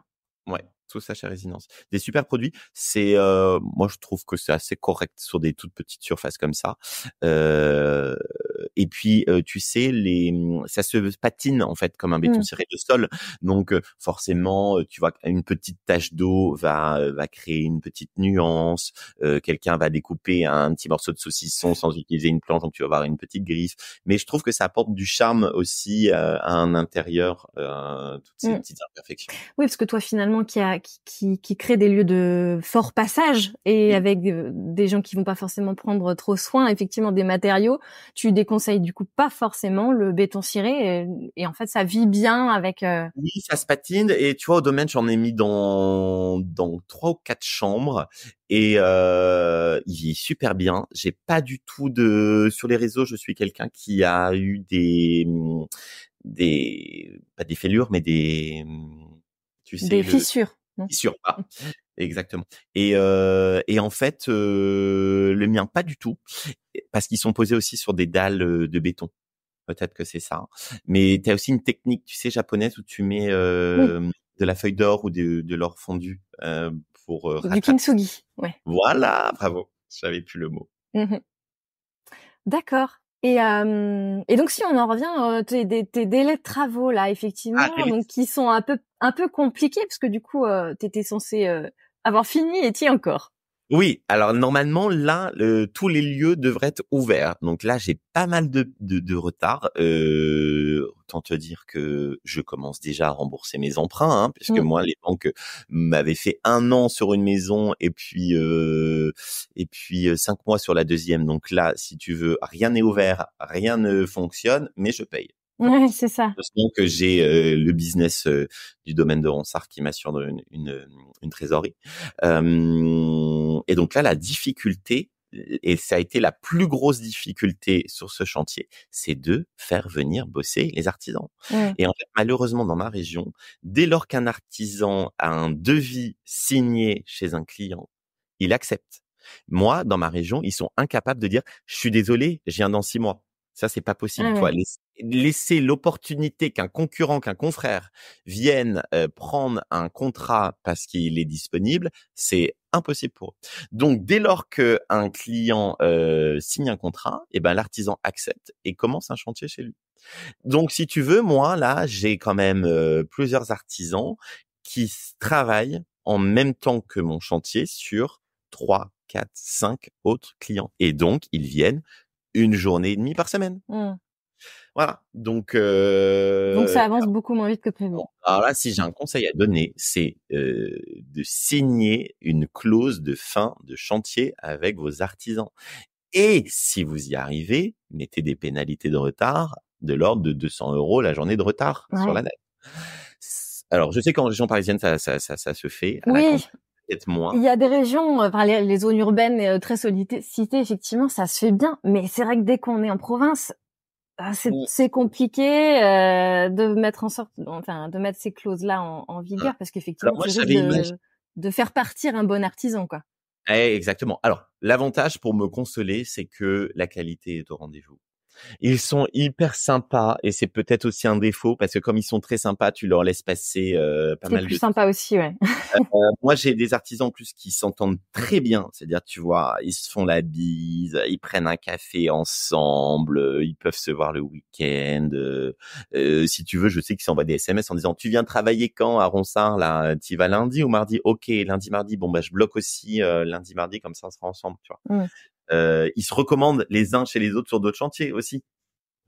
Et alors, une astuce que je donnerais aussi, par exemple, je n'avais plus de plombier et mon maçon Benjamin m'a dit ah j'ai rencontré sur un chantier un super plombier, il s'appelle Michel. Ah il est super, vous allez l'adorer. J'ai dit ok, faites-le venir demain. Voilà. Et donc le Michel est venu, adorable, on s'est vraiment tout de suite super bien entendu. Et comme ce Michel avait été recommandé par Benjamin, et ben forcément il se devait d'être carré et sérieux. Ah bah j'avais le devis sous les 48 heures et la semaine suivante il venait bosser, tu vois. Ouais. Donc si j'ai un petit conseil à donner aussi, c'est faites venir les copains Mmh. de vos artisans. Quand on en Parce trouve un bon. Enfin, quand on a trouvé un bon artisan, faut lui faire recommander d'autres artisans, c'est sûr. Voilà, parce que quand tu recommandes quelqu'un, tu es un peu garant de Mmh. la bonne qualité. Même si, tu vois, toi, tu recommandes une femme de ménage ou si tu recommandes ne serait-ce qu'un resto ou quelque chose, bon, bah, tu serais quand même gêné de dire, bah, écoute, c'était dégueu, qu'est-ce que tu m'as recommandé comme adresse, là, Mmh. tu vois. Donc, ou alors, cet employé, vraiment, je l'ai pas du tout senti, Oui, puis ta T'as recommandation. aucun intérêt à recommander quelque Oui, chose dans lequel t'as pas confiance. Autant dire, bah non, désolé, non, je connais personne. exactement. Donc là, si j'ai un conseil, tu vois, à dire, c'est vraiment prenez, demandez à vos bons artisans s'ils connaissent d'autres. Et j'avais aussi utilisé, tu vois, à un moment donné, il me fallait quelqu'un qui était un petit peu touche à tout, tu sais, pour me faire des plins, des petites finitions, repeindre des volets, enfin pas vraiment de spécificité particulière. Et j'avais été, tu sais, dans un marchand de matériaux de ma région, équivalent Point P ou tu vois de gros comme ça. Et je m'entendais très bien, donc je la salue. Elle s'appelle Cynthia et qui est donc la personne qui est un peu commerciale et qui est aussi un peu à la caisse, qui a un poste assez 360. Et je lui dis Cynthia, t'as pas quelqu'un à me recommander dans la région qui fait des travaux un peu touche à tout? Elle me dit mais si, mais Michael, il est super, voilà son numéro. Donc en fait, toi, ces personnes qui travaillent Dans le dans bâtiment. Oui. dans le Et qui bâtiment, sont au contact des artisans tous les jours, elles ouais. sont là. Elle, si tu veux, cette personne, elle connaît mais tous les artisans qui viennent chercher les matériaux tous les matins Mmh. avant de partir sur les chantiers. Donc, et elle sait très bien aussi, bah, tu vois, le bouche-oreille, qui est sérieux, qui n'est pas sérieux, parce que autant te dire que les artisans entre eux, ils ne se font pas de cadeaux. C'est sûr. Donc ça peut être une bonne technique aussi. Et pour revenir à cette question de délai, j'avais imaginé acheter un énorme tableau Velleda d'école, tu vois, 3 mètres sur 2, de faire des colonnes avec chaque prénom d'artisan. Donc, tu vois, le plombier, le maçon, le plaquiste, le peintre, le menuisier, le terrassier, etc. D'organiser une réunion de chantier par semaine ou tous les 10 jours et de les confronter en disant, OK, donc toi, t'as une salle de bain, t'as de la faïence, t'as un plan de travail à réaliser. Combien il te faut de jours? OK, il te faut la semaine, il faut donc 5 jours ouvrés. Je t'en laisse 9, je t'en laisse 10. Allez, je suis généreux, je t'en laisse 10. Donc là, on est le premier. Ça veut dire que le 10, c'est terminé. Je te mets une croix sur le tableau. Le 10, c'est acté, c'est terminé. Et tu prends ton engagement devant tous tes copains. Mmh. Ensuite, le menuisier, il faut refaire les marches de l'escalier. OK. Donc, il faut quoi? Une demi-journée? 2 jours? OK. Allez, je t'en mets 6. Donc, on est le premier. Le 6, c'est terminé. Je mets une croix sur le tableau. C'est terminé. Le 6, on n'en parle plus. J'avais imaginé, toi, faire vraiment prendre des responsabilités. Parce qu'ils me disent tous, oui, oui, oui, oui, oui, Mmh. oui, c'est fait cette semaine. Et puis, en fait, moi, j'arrive le vendredi, c'est pas fait. Tu vois. Ouais, mais ça peut marcher, hein, parce qu'en plus, c'est vrai que s'il y en a un qui prend du retard, il impose son retard aux copains. Donc, effectivement. Exactement. Donc ça peut être une bonne idée. Enfin, dis-moi toi en tant qu'architecte ce que t'en penses de réunir tout le monde et de prendre des actes et de les noter et comme ça tous les jours le tableau il va passer Et plus puis en plus. d'avoir son panneau de chantier. Moi, je recommande de faire son panneau de chantier. Rien que même pour expliquer ton projet, dire qui Oui, tu oui, es, là où tu vas, ce que tu veux créer. Et tes artisans, en fait, ils s'impliquent parce qu'ils comprennent le exact. projet. Tu vois, t'affiches tes plans, même, tu vois, moi, ils ont du mal parce que j'ai des idées parfois un peu farfelues. C'est, par exemple, sur les cuisines béton ciré, je mets même mes photos Ouais. d'inspi en disant, bah, ça sera dans ce style-là. Ouais, mais Vous c'est voyez, carrément ce qu'il faut faire. Hein.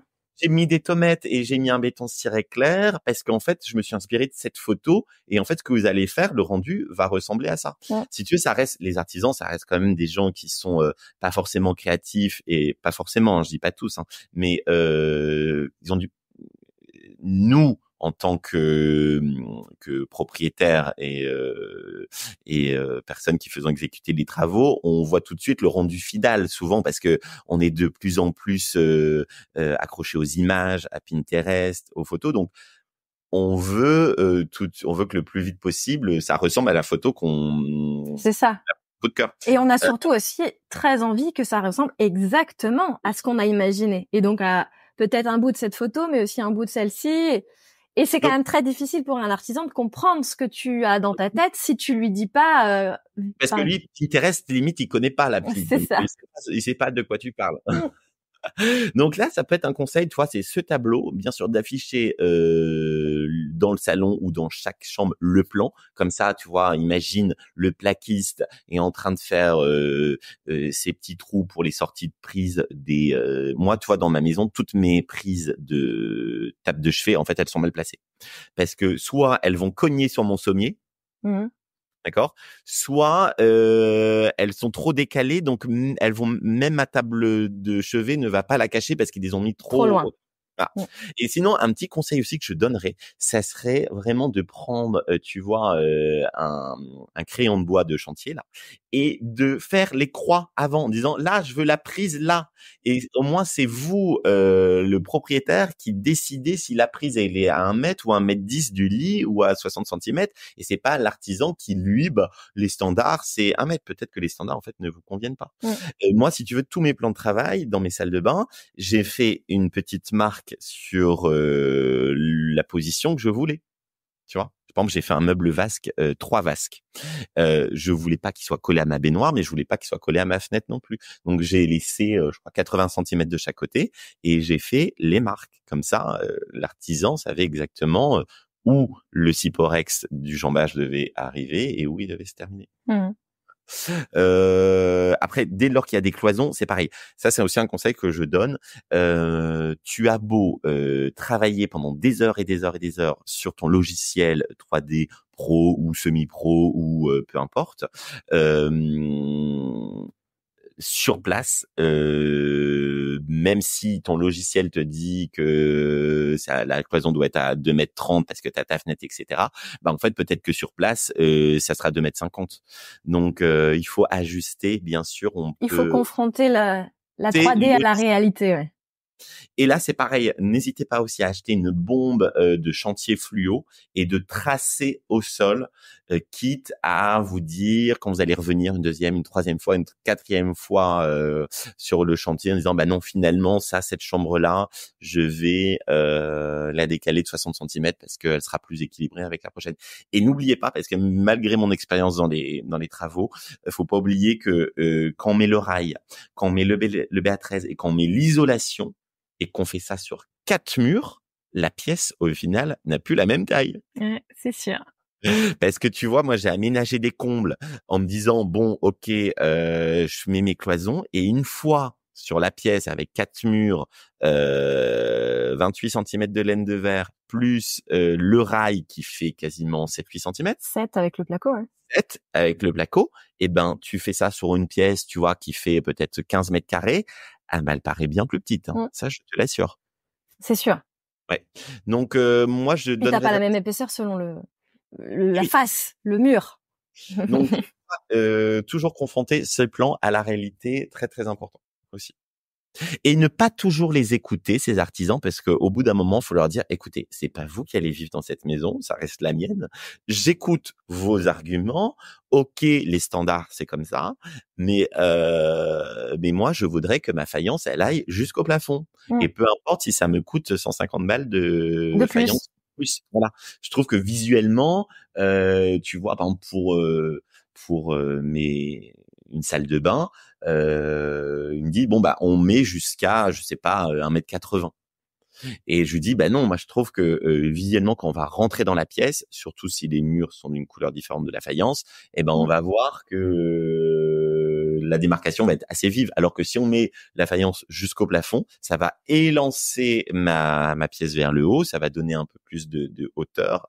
Ah mais non, mais ça se fait pas, etc. Au bout d'un moment, le gars, tu lui dis, écoutez, c'est ma baraque, je suis quand même, je pense avoir des goûts assez certains en décoration, hein. Moi, j'ai déjà fait une dizaine de parutions dans les magazines de décoration. Faites-moi confiance. Oui, puis après tout, c'est chez toi, hein. Oui. C'est toi qui décides. Mais à partir du moment où tu sais exactement ce que tu veux, effectivement. Le minimum, ils se disent on va pas tu vois, le service un petit peu minimum, il faut toujours négocier pour avoir le truc en plus. Ou le truc qui sort de l'ordinaire, en tout cas. Oui, truc qui sort de l'ordinaire. Voilà. Une fois sur une maison, j'avais mis, tu sais, les interrupteurs Fontini qui sont en porcelaine avec. Alors pour ceux qui connaissent pas, c'est les interrupteurs à l'ancienne. C'est des boîtiers qui sortent un petit peu du mur de. En saillie, ouais. Voilà. Avec un petit contour en bois éventuellement, il n'était pas obligé de mettre pour une finition parfaite. Ça coûte une fortune. Et tu vois, j'avais un électricien qui comprenait pas pourquoi je voulais mettre ça, alors que le grand fait des trucs super. Et donc, tu as réussi à les mettre quand même, finalement. Je sais pas si je vais pouvoir les poser. Moi, j'ai jamais posé ça. Et finalement, il avait accepté. Mais bon, après, souvent, maintenant que je les connais, je dis bon, vous savez que moi j'assume avoir des goûts particuliers et faites-moi confiance, n'ayez crainte. Vous verrez quand ça sera terminé. Ça va vous faire des beaux books pour vos. Ouais, c'est ça. Ils sont contents en même temps, j'imagine, au bout du compte, quand le résultat est quand même chouette. Ouais, très chouette. Après, par exemple, tu vois, je fais aussi changer toutes mes plaintes là. Bah, pour cette maison qui manquait de charme, j'ai fait poser des plaintes avec une petite moulure, tu vois. Donc mon artisan me dit, est-ce que je vais chez ma magasin de matériaux là, est-ce que je te prends des plaintes? Et je lui dis non, surtout pas. Laisse-moi les choisir. Oui, je vais les choisir. C'est Et il m'a posé, il me dit oui, c'est vrai, je vois la différence. Tu vois. Mm. J'ai fait changer toutes mes tablettes, toi, pour cette maison qui manquait de charme. J'avais des tablettes de fenêtres qui étaient en BA13. Je les ai faites retirer pour mettre des tablettes en chêne très épais de 3 cm et demi avec avec une défonceuse, tu sais, pour avoir une petite moulure. Oui, voilà, sur la facette. Et si tu veux, dis oui, non, ça va pas se voir. Et une fois que la tablette est réalisée et que toute la maison a ses nouvelles tablettes en chêne et que ma petite poignée a été changée pour une poignée en porcelaine avec la petite finition et les trucs en laiton, ça change. Alors là, toi, j'ai une petite anecdote aussi. J'ai changé toutes mes poignées de porte pour des poignées en porcelaine. Bien sûr, les poignées de porcelaine étaient livrées avec une petite vis plate, d'accord, donc à fixer avec un tournevis plat. Je les pose devant chaque porte pour que l'artisan les change. J'arrive 2 jours plus tard, et elles étaient toutes posées avec une vis cruciforme, horrible. Il devait bien y avoir une bonne raison. C'est je sais pas, parce qu'il n'avait pas le tournevis plat, tu vois, j'en sais rien. C'est ça. Donc là, il va falloir que je les change toutes, tu vois. Et je ne sais pas où sont passées les origines, c'est ça. Les vis d'origine qui devaient être en laiton, non, même. Elles étaient pas cool. Qui étaient superbes, tu vois. Ah. Donc là, tu vois, faut avoir l'œil. Et moi, j'apporte énormément d'importance à tous ces petits détails, parce que tous ces petits détails c'est ce qui fait le résultat. Ouais. Exactement. C'est sûr. Ça, tu vois, j'ai du mal. Après, il faut être sur place. Je leur explique gentiment. Je dis, ça sera bien aussi pour tes chantiers plus tard, tu vois. Faut que t'aies l'œil. Parfois, j'ai vraiment l'impression de passer pour le gros chieur de service. Mais quand on sait ce qu'on veut, il faut savoir effectivement donner ses exigences et puis savoir dire non, quoi. C'est aussi, c'est ta maison, c'est toi qui rénoves, c'est sûr. Et alors, si on parle un peu ambiance, comment tu t'es projeté? Alors, tu nous as dit effectivement que tu déclines la même ambiance un peu dans les différents lieux, mais qu'est-ce qui t'a inspiré? Enfin, comment t'as établi tes bases, si on peut dire? Alors, si tu veux, lorsque j'ai terminé la première rénovation du domaine de Ronsard, autant te dire que fin de travaux, en ayant fait en plus la piscine en priorité, avec un emprunt complémentaire pour terminer tous mes travaux ERP, je n'avais plus un centime. D'accord, donc plus rien. Et là, je me suis dit, il va falloir meubler quand même cette maison qui est énorme. Comment je vais faire pour meubler à moindre coût et en ayant quand même un style sympa cette maison. Et là, je me suis dit, alors déjà, j'avais aucune envie de mettre du Ikea ou du Confo ou du But parce que pas du tout mes goûts. J'aurais adoré chiner au Puce de Saint-Ouen du mobilier de designer et des belles pièces vintage. Mais là, les prix, tu oublies. Et donc là, je me suis dit, en fait, système D, ça veut dire Le Bon Coin, Vide-Grenier, Emmaüs. Ce qui te correspondait, en fin de compte. Ce qui me correspondait, mais à l'époque, tu vois, j'adorais chiner dans les vides-greniers, mais tu sais très bien que dans les vides-greniers, tu vas trouver une assiette, tu vas trouver 3 verres, tu vas trouver... Le mobilier moins, c'est sûr. Et ça reste quand même du petit mobilier. C'est rare que tu aies une enfilade scandinave dans un vide-grenier, tu vois. Et là, c'est là où j'ai vraiment découvert Le Bon Coin, en fait, pour chiner à moindre prix, parce que tu as quand même beaucoup de gens qui vident des maisons avec des dates de déménagement et qui sont prêts à brader pour que la maison soit vide à la fin du mois, parce que la fin du mois, le notaire arrive et te dit c'est votre problème, la maison doit être nue. Donc là, j'ai chiné mes belles pièces sur Le Bon Coin, notamment des lits en rotin. Tu vois, des lits en rotin. Aujourd'hui, ça coûte une petite fortune. Moi, j'ai réussi à trouver des lits en rotin à 80 €, tu vois. Ouais. Des lits adultes. Des lits adultes en En matelas. une personne, ouais. 190, ouais. Ouais. Donc ça, j'ai trouvé ces pièces-là. J'ai trouvé plein de petites commodes scandinaves. Tu sais, les pieds compas avec les petits tiroirs un petit peu biseau, tu vois. Ça, t'en as À l'appel, pages, ouais. et des pages. Et surtout, moi, je les appelle, tu vois, les brocanteuses instagrammeuses, tu sais, qui relouquent des meubles et qui te les revendent à prix d'or. Alors, ok, il y a du travail, ok, il faut aller les chercher, il faut les penser, il faut les peindre. Mais tu arrives quand même à trouver des petites commodes comme ça entre 40 et 60 € et qui sont revendus 350-400, tu vois. Donc ça, j'ai équipé pas mal la maison avec du petit mobilier de charme comme ça. Ensuite, j'ai créé moi-même et j'avais lancé une gamme qui s'appelait Maison Ronsard. C'était une ligne de mobilier, tu regarderas sur Insta, une ligne de mobilier avec de la planche de coffrage. D'accord.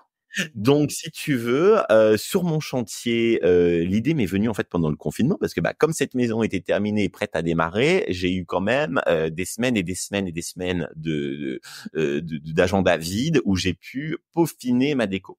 Et là, les premières semaines de confinement, tu sais, les boutiques étaient fermées, même les magasins de bricolage au début ils étaient un peu fermés. Et là, j'avais tous mes matériaux de chantier, de restes de peinture, de bouts de bois, de planches, de tout ce que tu veux qui était stocké dans une grange. Et je me suis dit, tiens, je vais créer une tête de lit avec de la planche de coffrage. Donc, j'ai tout simplement découpé un modèle. Je la vois, je crois. C'est une tête de lit en bois blanc. Oui, exact. Oui, J'en ça ai va. dans toutes les formes. D'accord. Et donc là, j'ai assemblé, tu vois, plein de planches de coffrage de tailles différentes, les unes à côté des autres. J'ai fixé 2 tasseaux en dessous, un à hauteur à 20 centimètres du sol et un à peu près 1 mètre. Et ensuite, avec un crayon de bois, j'ai dessiné une demi-forme sur la partie de droite que j'ai reproduit avec la partie identique, tu vois, pour avoir l'effet papillon, tu vois, le double. Avec un Et patron, quoi. avec un patron, voilà, exactement. Et ensuite, désolé. Et ensuite,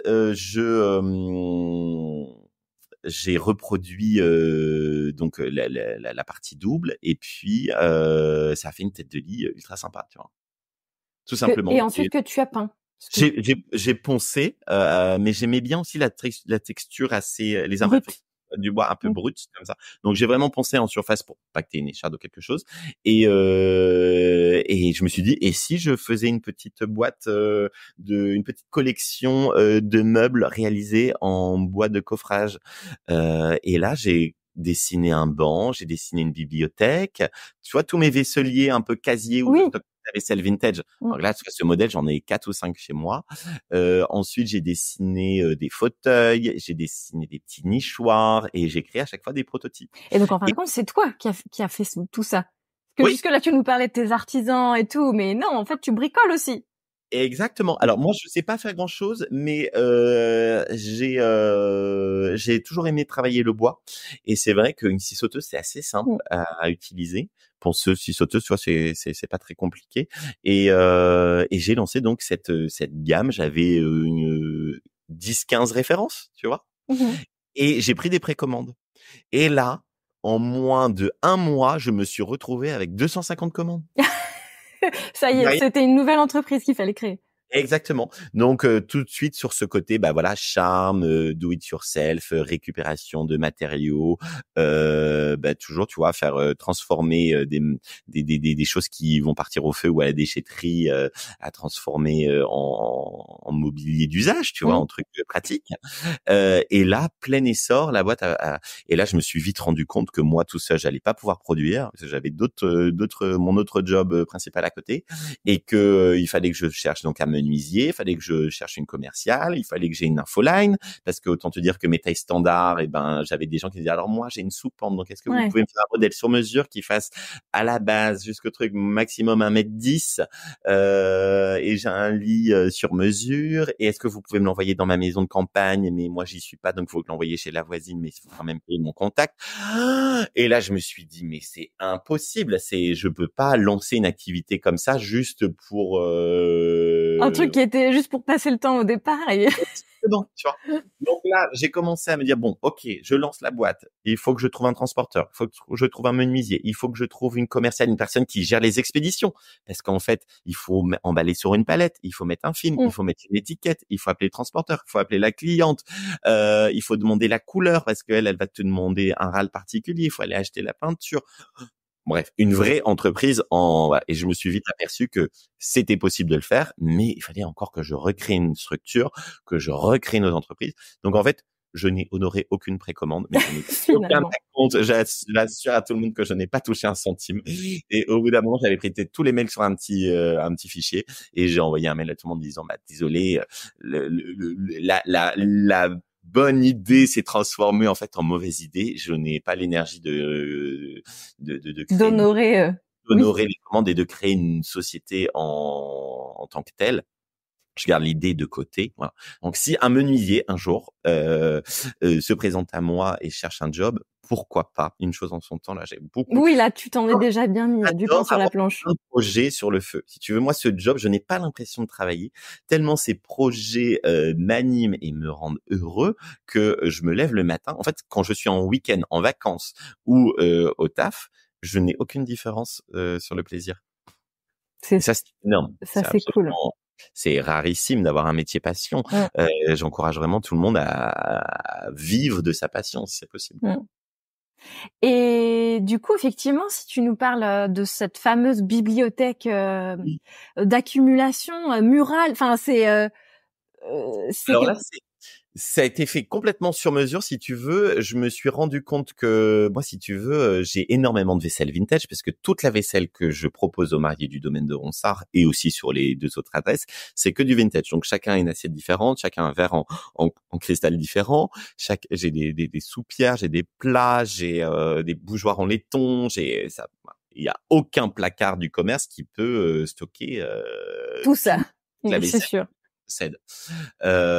Et donc mon papa qui est très bricoleur un jour est venu avec un de ses copains qui s'appelle Yannick. Il va nous écouter, donc je le salue. Et j'avais trouvé dans un magazine de déco un meuble casier, mais style Maison du Monde, tu sais, le meuble faisait 1m80 sur 1m80, tu vois. Et là, je me suis dit, j'ai des planches de coffrage qui s'appellent des Lorraine. C'est très large, ça fait 35 cm de large sur 1,5 cm d'épaisseur. Et là, je me suis dit, il me faut un meuble casier qui parte du sol jusqu'au plafond. Il faudra même un escabeau, voire une petite échelle pour y accéder, avec des casiers de 30 cm qui correspondent pile poil à l'épaisseur en fait d'une assiette à peu près. D'une assiette et de la planche. Et là, je vais créer donc un système avec des encoches. Ça veut dire que chaque planche est entremêlées dans l'autre planche. C'est-à-dire que le bloc vaisselier tient d'un seul tenant, puisque chaque planche a les planches verticales ont des encoches et les planches horizontales ont des encoches et les encoches viennent s'entremêler. Voilà. D'accord. Un petit tuto sur mon Instagram, si possible, si vous voulez le reproduire chez vous. C'est une bonne chose à savoir, effectivement. En une demi-journée, tu as un vaisselier qui est créé comme ça, sur mesure, et qui exploite tout un pan de mur entier. Et qui crée vraiment un univers, un visuel. Enfin, c'est super esthétique. Alors, surtout que tu as joué vraiment en accumulation par typologie de vaisselle. Enfin, c'est assez chouette. Ouais. Après, tu peux aussi mettre un peu de toi de temps en temps. Je mets quelques bouquins, je mets de la déco. Là, j'en ai créé un deuxième pour mettre toutes les foutas de la piscine, pour que les invités puissent mettre leurs tongs, leurs chaussures quand ils sortent du vestiaire. Des petits casiers, voilà. J'en ai mis dans mon office pour mettre les vases, voilà, plein de trucs. Ok. 5 modèles ont été créés. Et il y a un truc que j'ai repéré aussi chez toi, c'est que t'aimes jouer sur les contrastes. Il y a beaucoup de tons très clairs et beaucoup de tons très foncés. Oui, C'est rarement mitigé. c'est vrai. Alors là, tu vois, la maison maintenant, ça va faire 3 saisons que je suis ouvert et là, j'ai envie de tout changer. C'est-à-dire que les modes, tu vois, moi, je suis ultra connecté sur Instagram, pour suivre toutes les tendances, suivre toutes les nouveautés. Ça évolue, mais tellement vite. En fait, tu te rends compte que tu as des cycles de 6-8 mois et tu as des tendances qui arrivent et qui repartent comme un coup de balai, tu vois. C'est incroyable. Et là, c'est vrai que il y a eu une tendance où tu mettais un mur d'une couleur très contrastée et des murs plus soft à côté. Là, j'en ai marre. Là, clairement, j'ai envie de pièces unies en ce moment. Ensuite, j'ai testé un plafond noir. Je sais pas si tu as vu ma cuisine. J'ai une cuisine avec un toit cathédrale qui fait quasiment 8-9 mètres de haut. Et j'avais pas envie d'un plafond blanc. La pièce était beaucoup plus haute et mon artisan avait baissé pour des questions de chauffage de quasiment 3 mètres ma toiture. Déjà. Mon toit, voilà. Pas ma toiture. Ma toiture est haute et en fait, j'ai Le faux plafond. mon faux plafond est 3 mètres plus bas. Et je me suis dit, qu'est-ce que je vais faire de ce plafond? Et j'avais vu une photo, il me semble, sur Pinterest ou sur sur Insta, je me souviens plus. Moi, je fais beaucoup de captures d'écran. Alors, tu sais que dans mon téléphone, là, je vais te dire combien j'ai de photos. J'ai, tu vas pas le croire, 64 191 photos. Et c'est que de la déco.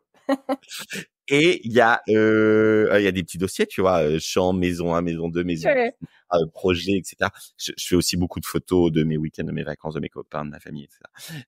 Mais je fais beaucoup de captures.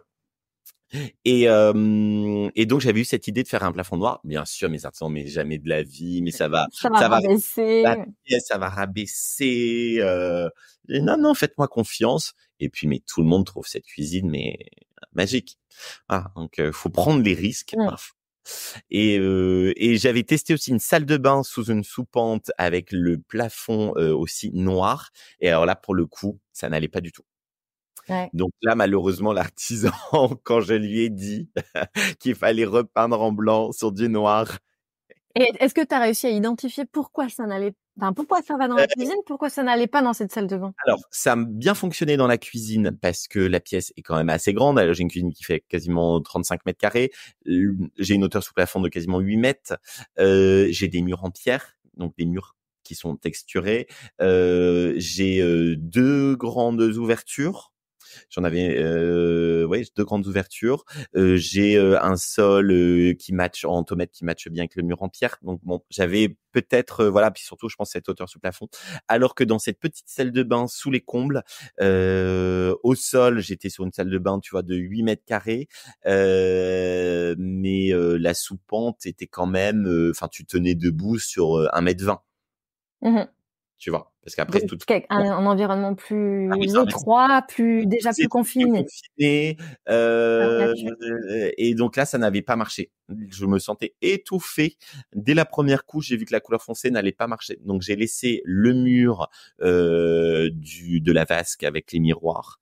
Et les miroirs à barbier, ça offre un joli contraste. Et puis le mur de la soupente, je l'ai mis clair. De manière générale, je pense que dans des chambres, en soupente, le clair, je sais pas ce que t'en penses, le clair fonctionne mieux. Oui, puis c'est vrai qu'il faut quand même réussir à trouver le bon compromis, surtout dans les espaces de sommeil qui doivent rester quand même des espaces où on trouve la sérénité. Et voilà, faut pas non plus aller sur des couleurs, à mon sens, effectivement. Après, c'est toujours très personnel, la relation aux couleurs, mais aller sur des couleurs trop excitantes ou trop... Oui. Je suis d'accord. Et mon petit conseil, tu vois, ça serait aujourd'hui, toutes les marques de peinture font des petits échantillons, tu sais, les petits échantillons, les pots qui font 4 cm de haut, là.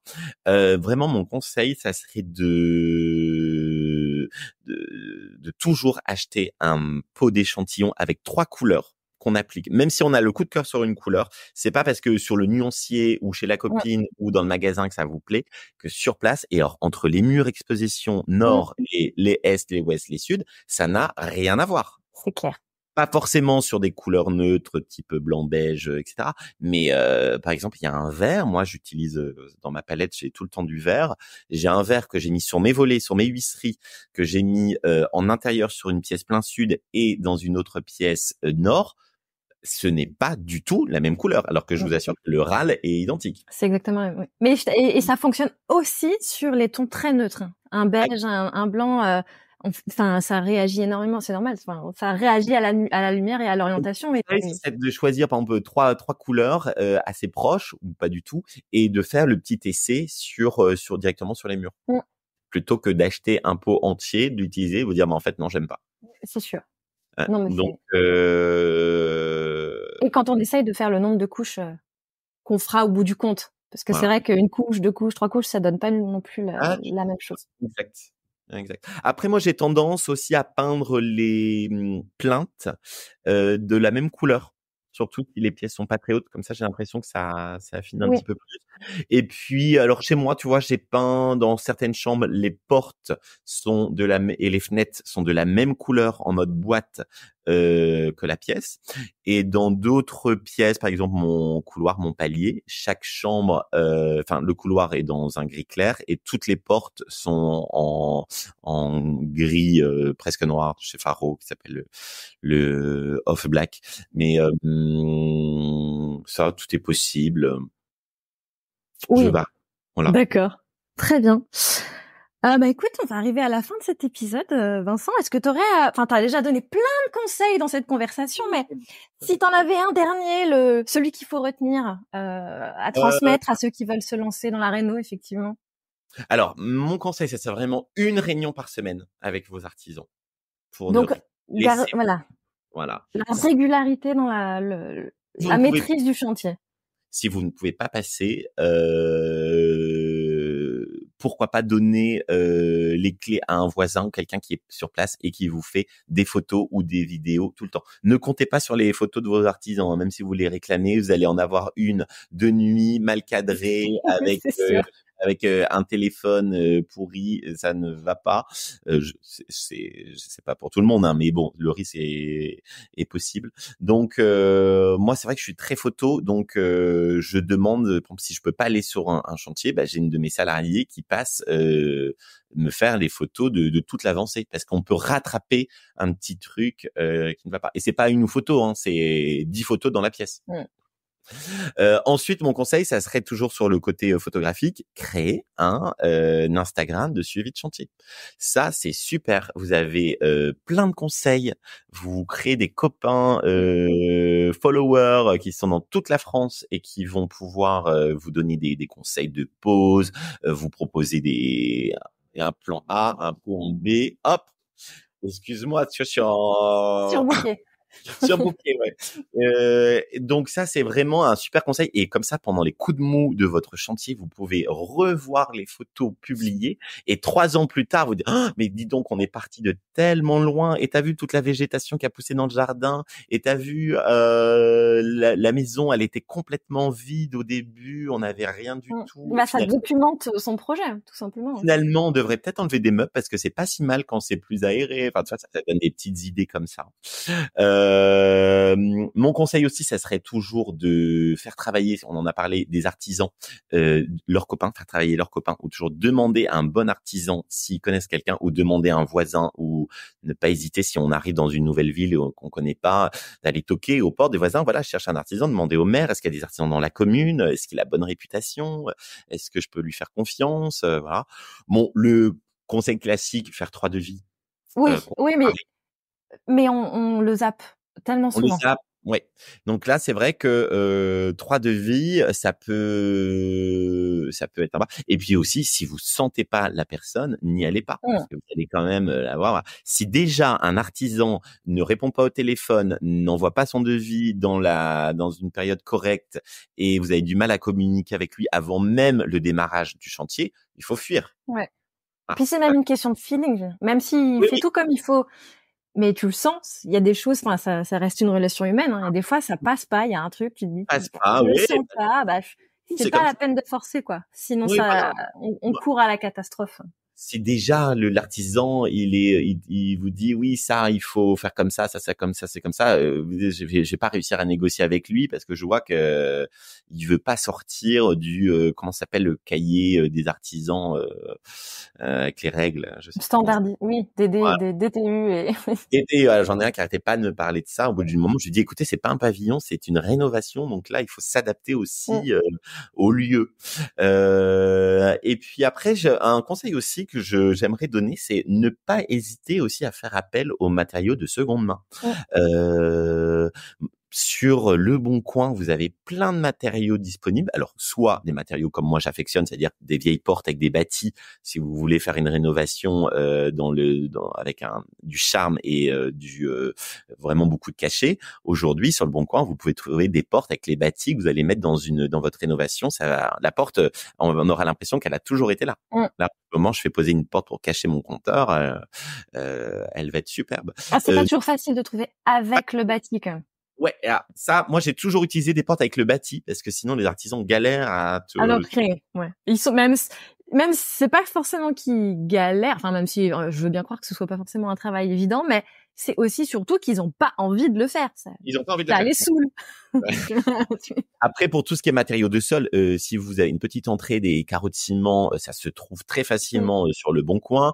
Des tomettes anciennes en terre cuite. Moi, j'ai réussi à trouver un lot avec plus de 200 mètres carrés sur le Clos Ronsard.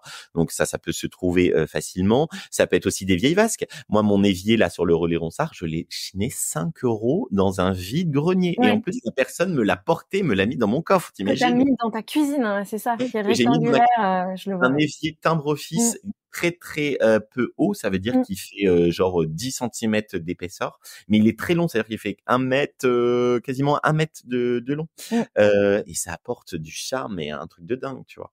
J'ai une copine qui a chiné aussi toute sa robinetterie en laiton massif, tu vois, vraiment d'une qualité incroyable, tu vois, quelque chose peut-être des années 70-80.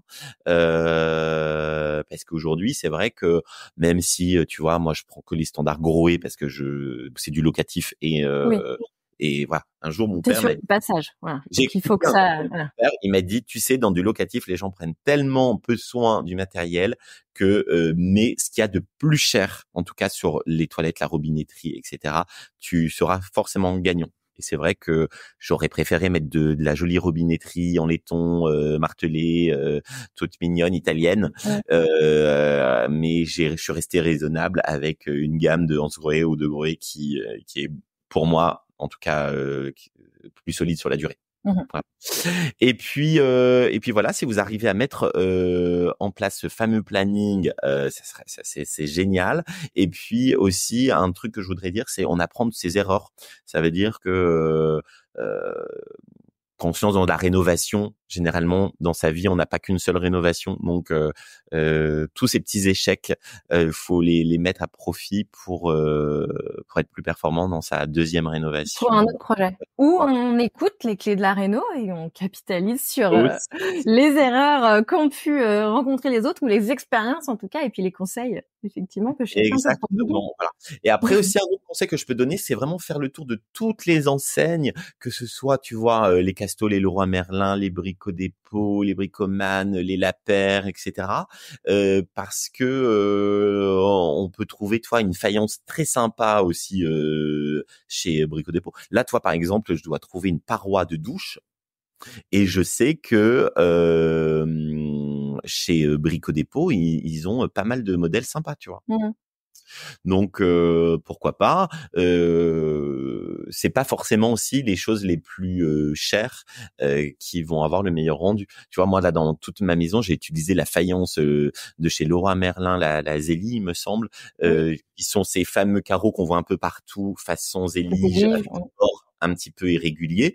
Bon, la faïence, elle est à 24 € le mètre carré. Moi, autant te dire que sur le relais Ronsard et le Clos Ronsard, ça me fait 9, 10, 11, 12 salles de bain réalisées. Donc, tu vois un peu la surface. Il me va très bien. C'est du blanc. Tu as mis la même référence dans toutes les salles de bain. Parce que je trouvais ça sympa de créer une unité comme un petit, tu vois, un petit ensemble hôtelier, d'avoir les mêmes faïences un peu partout. Et je trouve ça tellement difficile à choisir en plus. Oui, en plus. Bah surtout quand on a autant. Enfin, Et en plus, oui, si tu dois t'amuser à tout coordonner, être sûr que, tout enfin, ouais. coordonné avec la pièce, les trucs, etc. Mm. Et là, tu vois, dans mon petit délire, j'avais envie d'avoir comme, tu vois, une petite chaîne d'hôtels Mm. avec, tu vois, et les chambres vont être assez similaires aussi. J'avais envie de créer cet esprit un peu commun, non, Mhm. une unité aussi avec les sols, les faïences et les matériaux dans toute la maison, que ce soit de la cuisine à la salle de bain, au sanitaire, au sol, sur les deux maisons. Ok, Voilà pour mes petits conseils, ça te va? super. Et est-ce que tu aurais des ressources aussi à partager, des conseils de livres ou de comptes Insta que t'aimes Oui. suivre? Enfin, Alors, bah, justement, je vais te parler de quelqu'un qui habite pas très loin de chez toi parce que je crois que tu es en région nantaise et elle a fait une parution là dans le Art et Décoration. Elle s'appelle Julie Depigneux. Je sais pas si tu la connais. je la Elle connais est pas personnellement, mais oui, je la suis. Elle est décoratrice, voilà. Et alors, ce que j'aime bien dans son style, c'est que elle a une petite touche un petit peu 70s Mm. dans sa déco, avec beaucoup de laiton, avec des petites pièces chinées.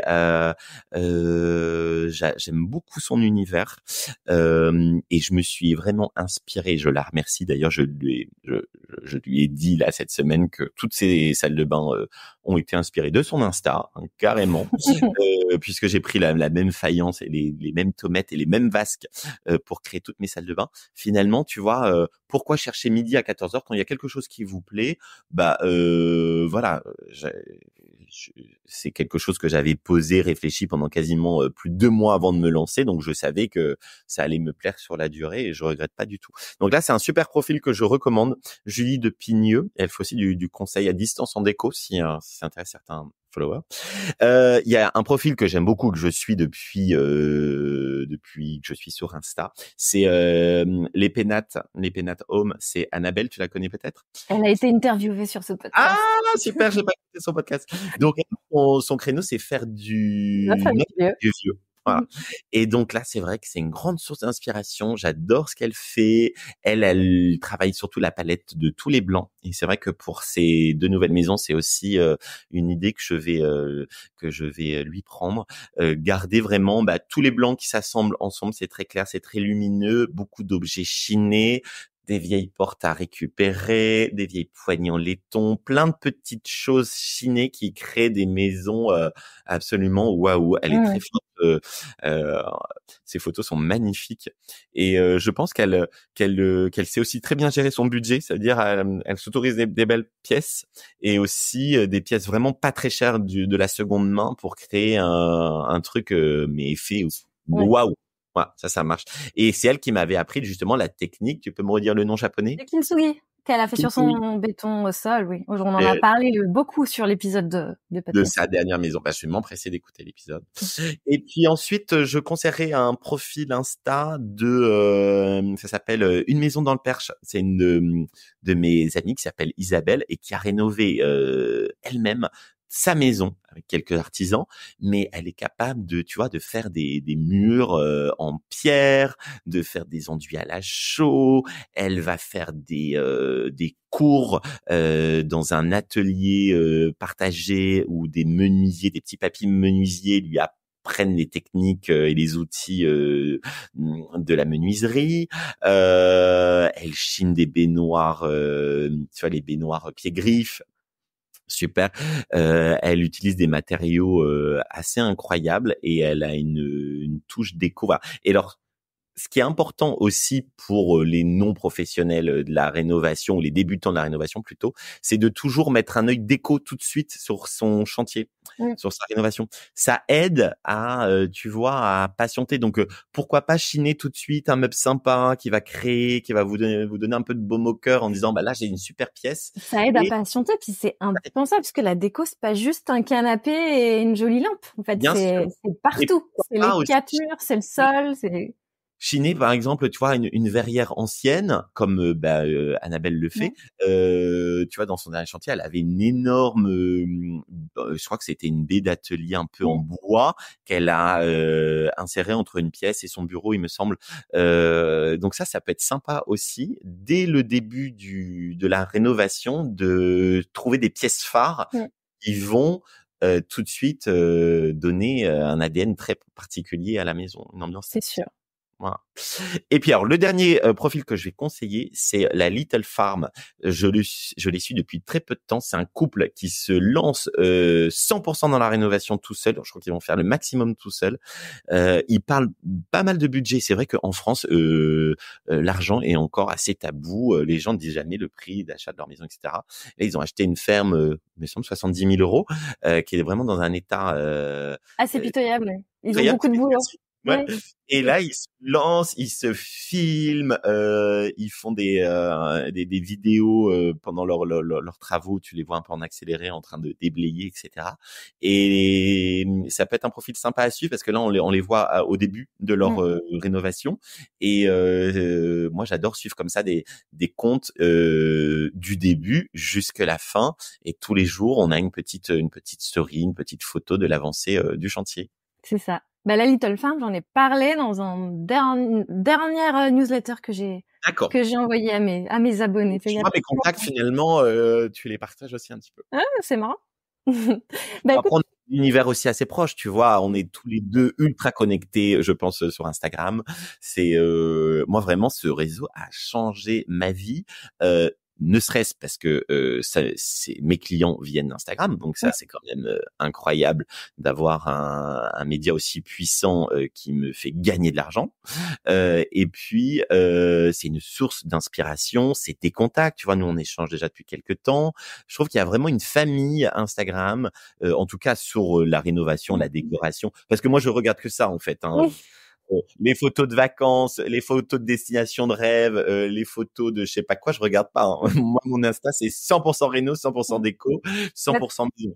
C'est vrai qu'il y a la team réno sur Instagram est quand même très très active et il y a vraiment un partage. Et je trouve aussi que ce réseau est vraiment bienveillant. Ça veut dire que là, sur mon dernier profil, jamais j'ai des gens qui me disent mais n'importe quoi, mais il faut surtout pas faire ça. C'est bienveillant, c'est toujours des conseils, c'est toujours des encouragements, c'est toujours on a hâte de voir la suite. Bon, moi je poste quand même 2 à 3 photos par jour, hein, donc je suis ultra connecté. Mais là, tu vois, mon projet n'est même pas encore ouvert, que j'ai déjà une liste d'attente de clients qui veulent louer une chambre d'hôte ou le gîte complet, tu vois. Ouais. Pour mes stages, tous les jours, j'ai des followers qui me demandent ça commence quand le stage, parce que moi je voudrais ouvrir une chambre d'hôte et je sais que vous allez faire un stage conseil pour se lancer dans l'ouverture des chambres d'hôtes. Je l'attends avec impatience parce que mon DIF en plus me paye une formation, donc je voudrais la faire absolument chez vous. Donc ça c'est vraiment super. Comme toi, j'imagine que t'as des clients qui doivent arriver aussi des réseaux forcément. Nécessairement. Enfin, c'est effectivement. Bah écoute, merci beaucoup Vincent pour tous ces conseils et justement ces retours des chantiers. Ouais. C'est un grand plaisir d'échanger avec toi. Tous les auditeurs donc à suivre @domaine de Ronsard, @relais Ronsard et @clos Ronsard. Tout à fait. Travaux qui vont bientôt être tous terminés puisque d'ici Noël et d'ici le printemps, les travaux seront terminés. Et là, je donne déjà une petite info exclusive que je partage avec toi. J'ai déjà trouvé mon 4e projet. J'ai déjà l'idée, le concept.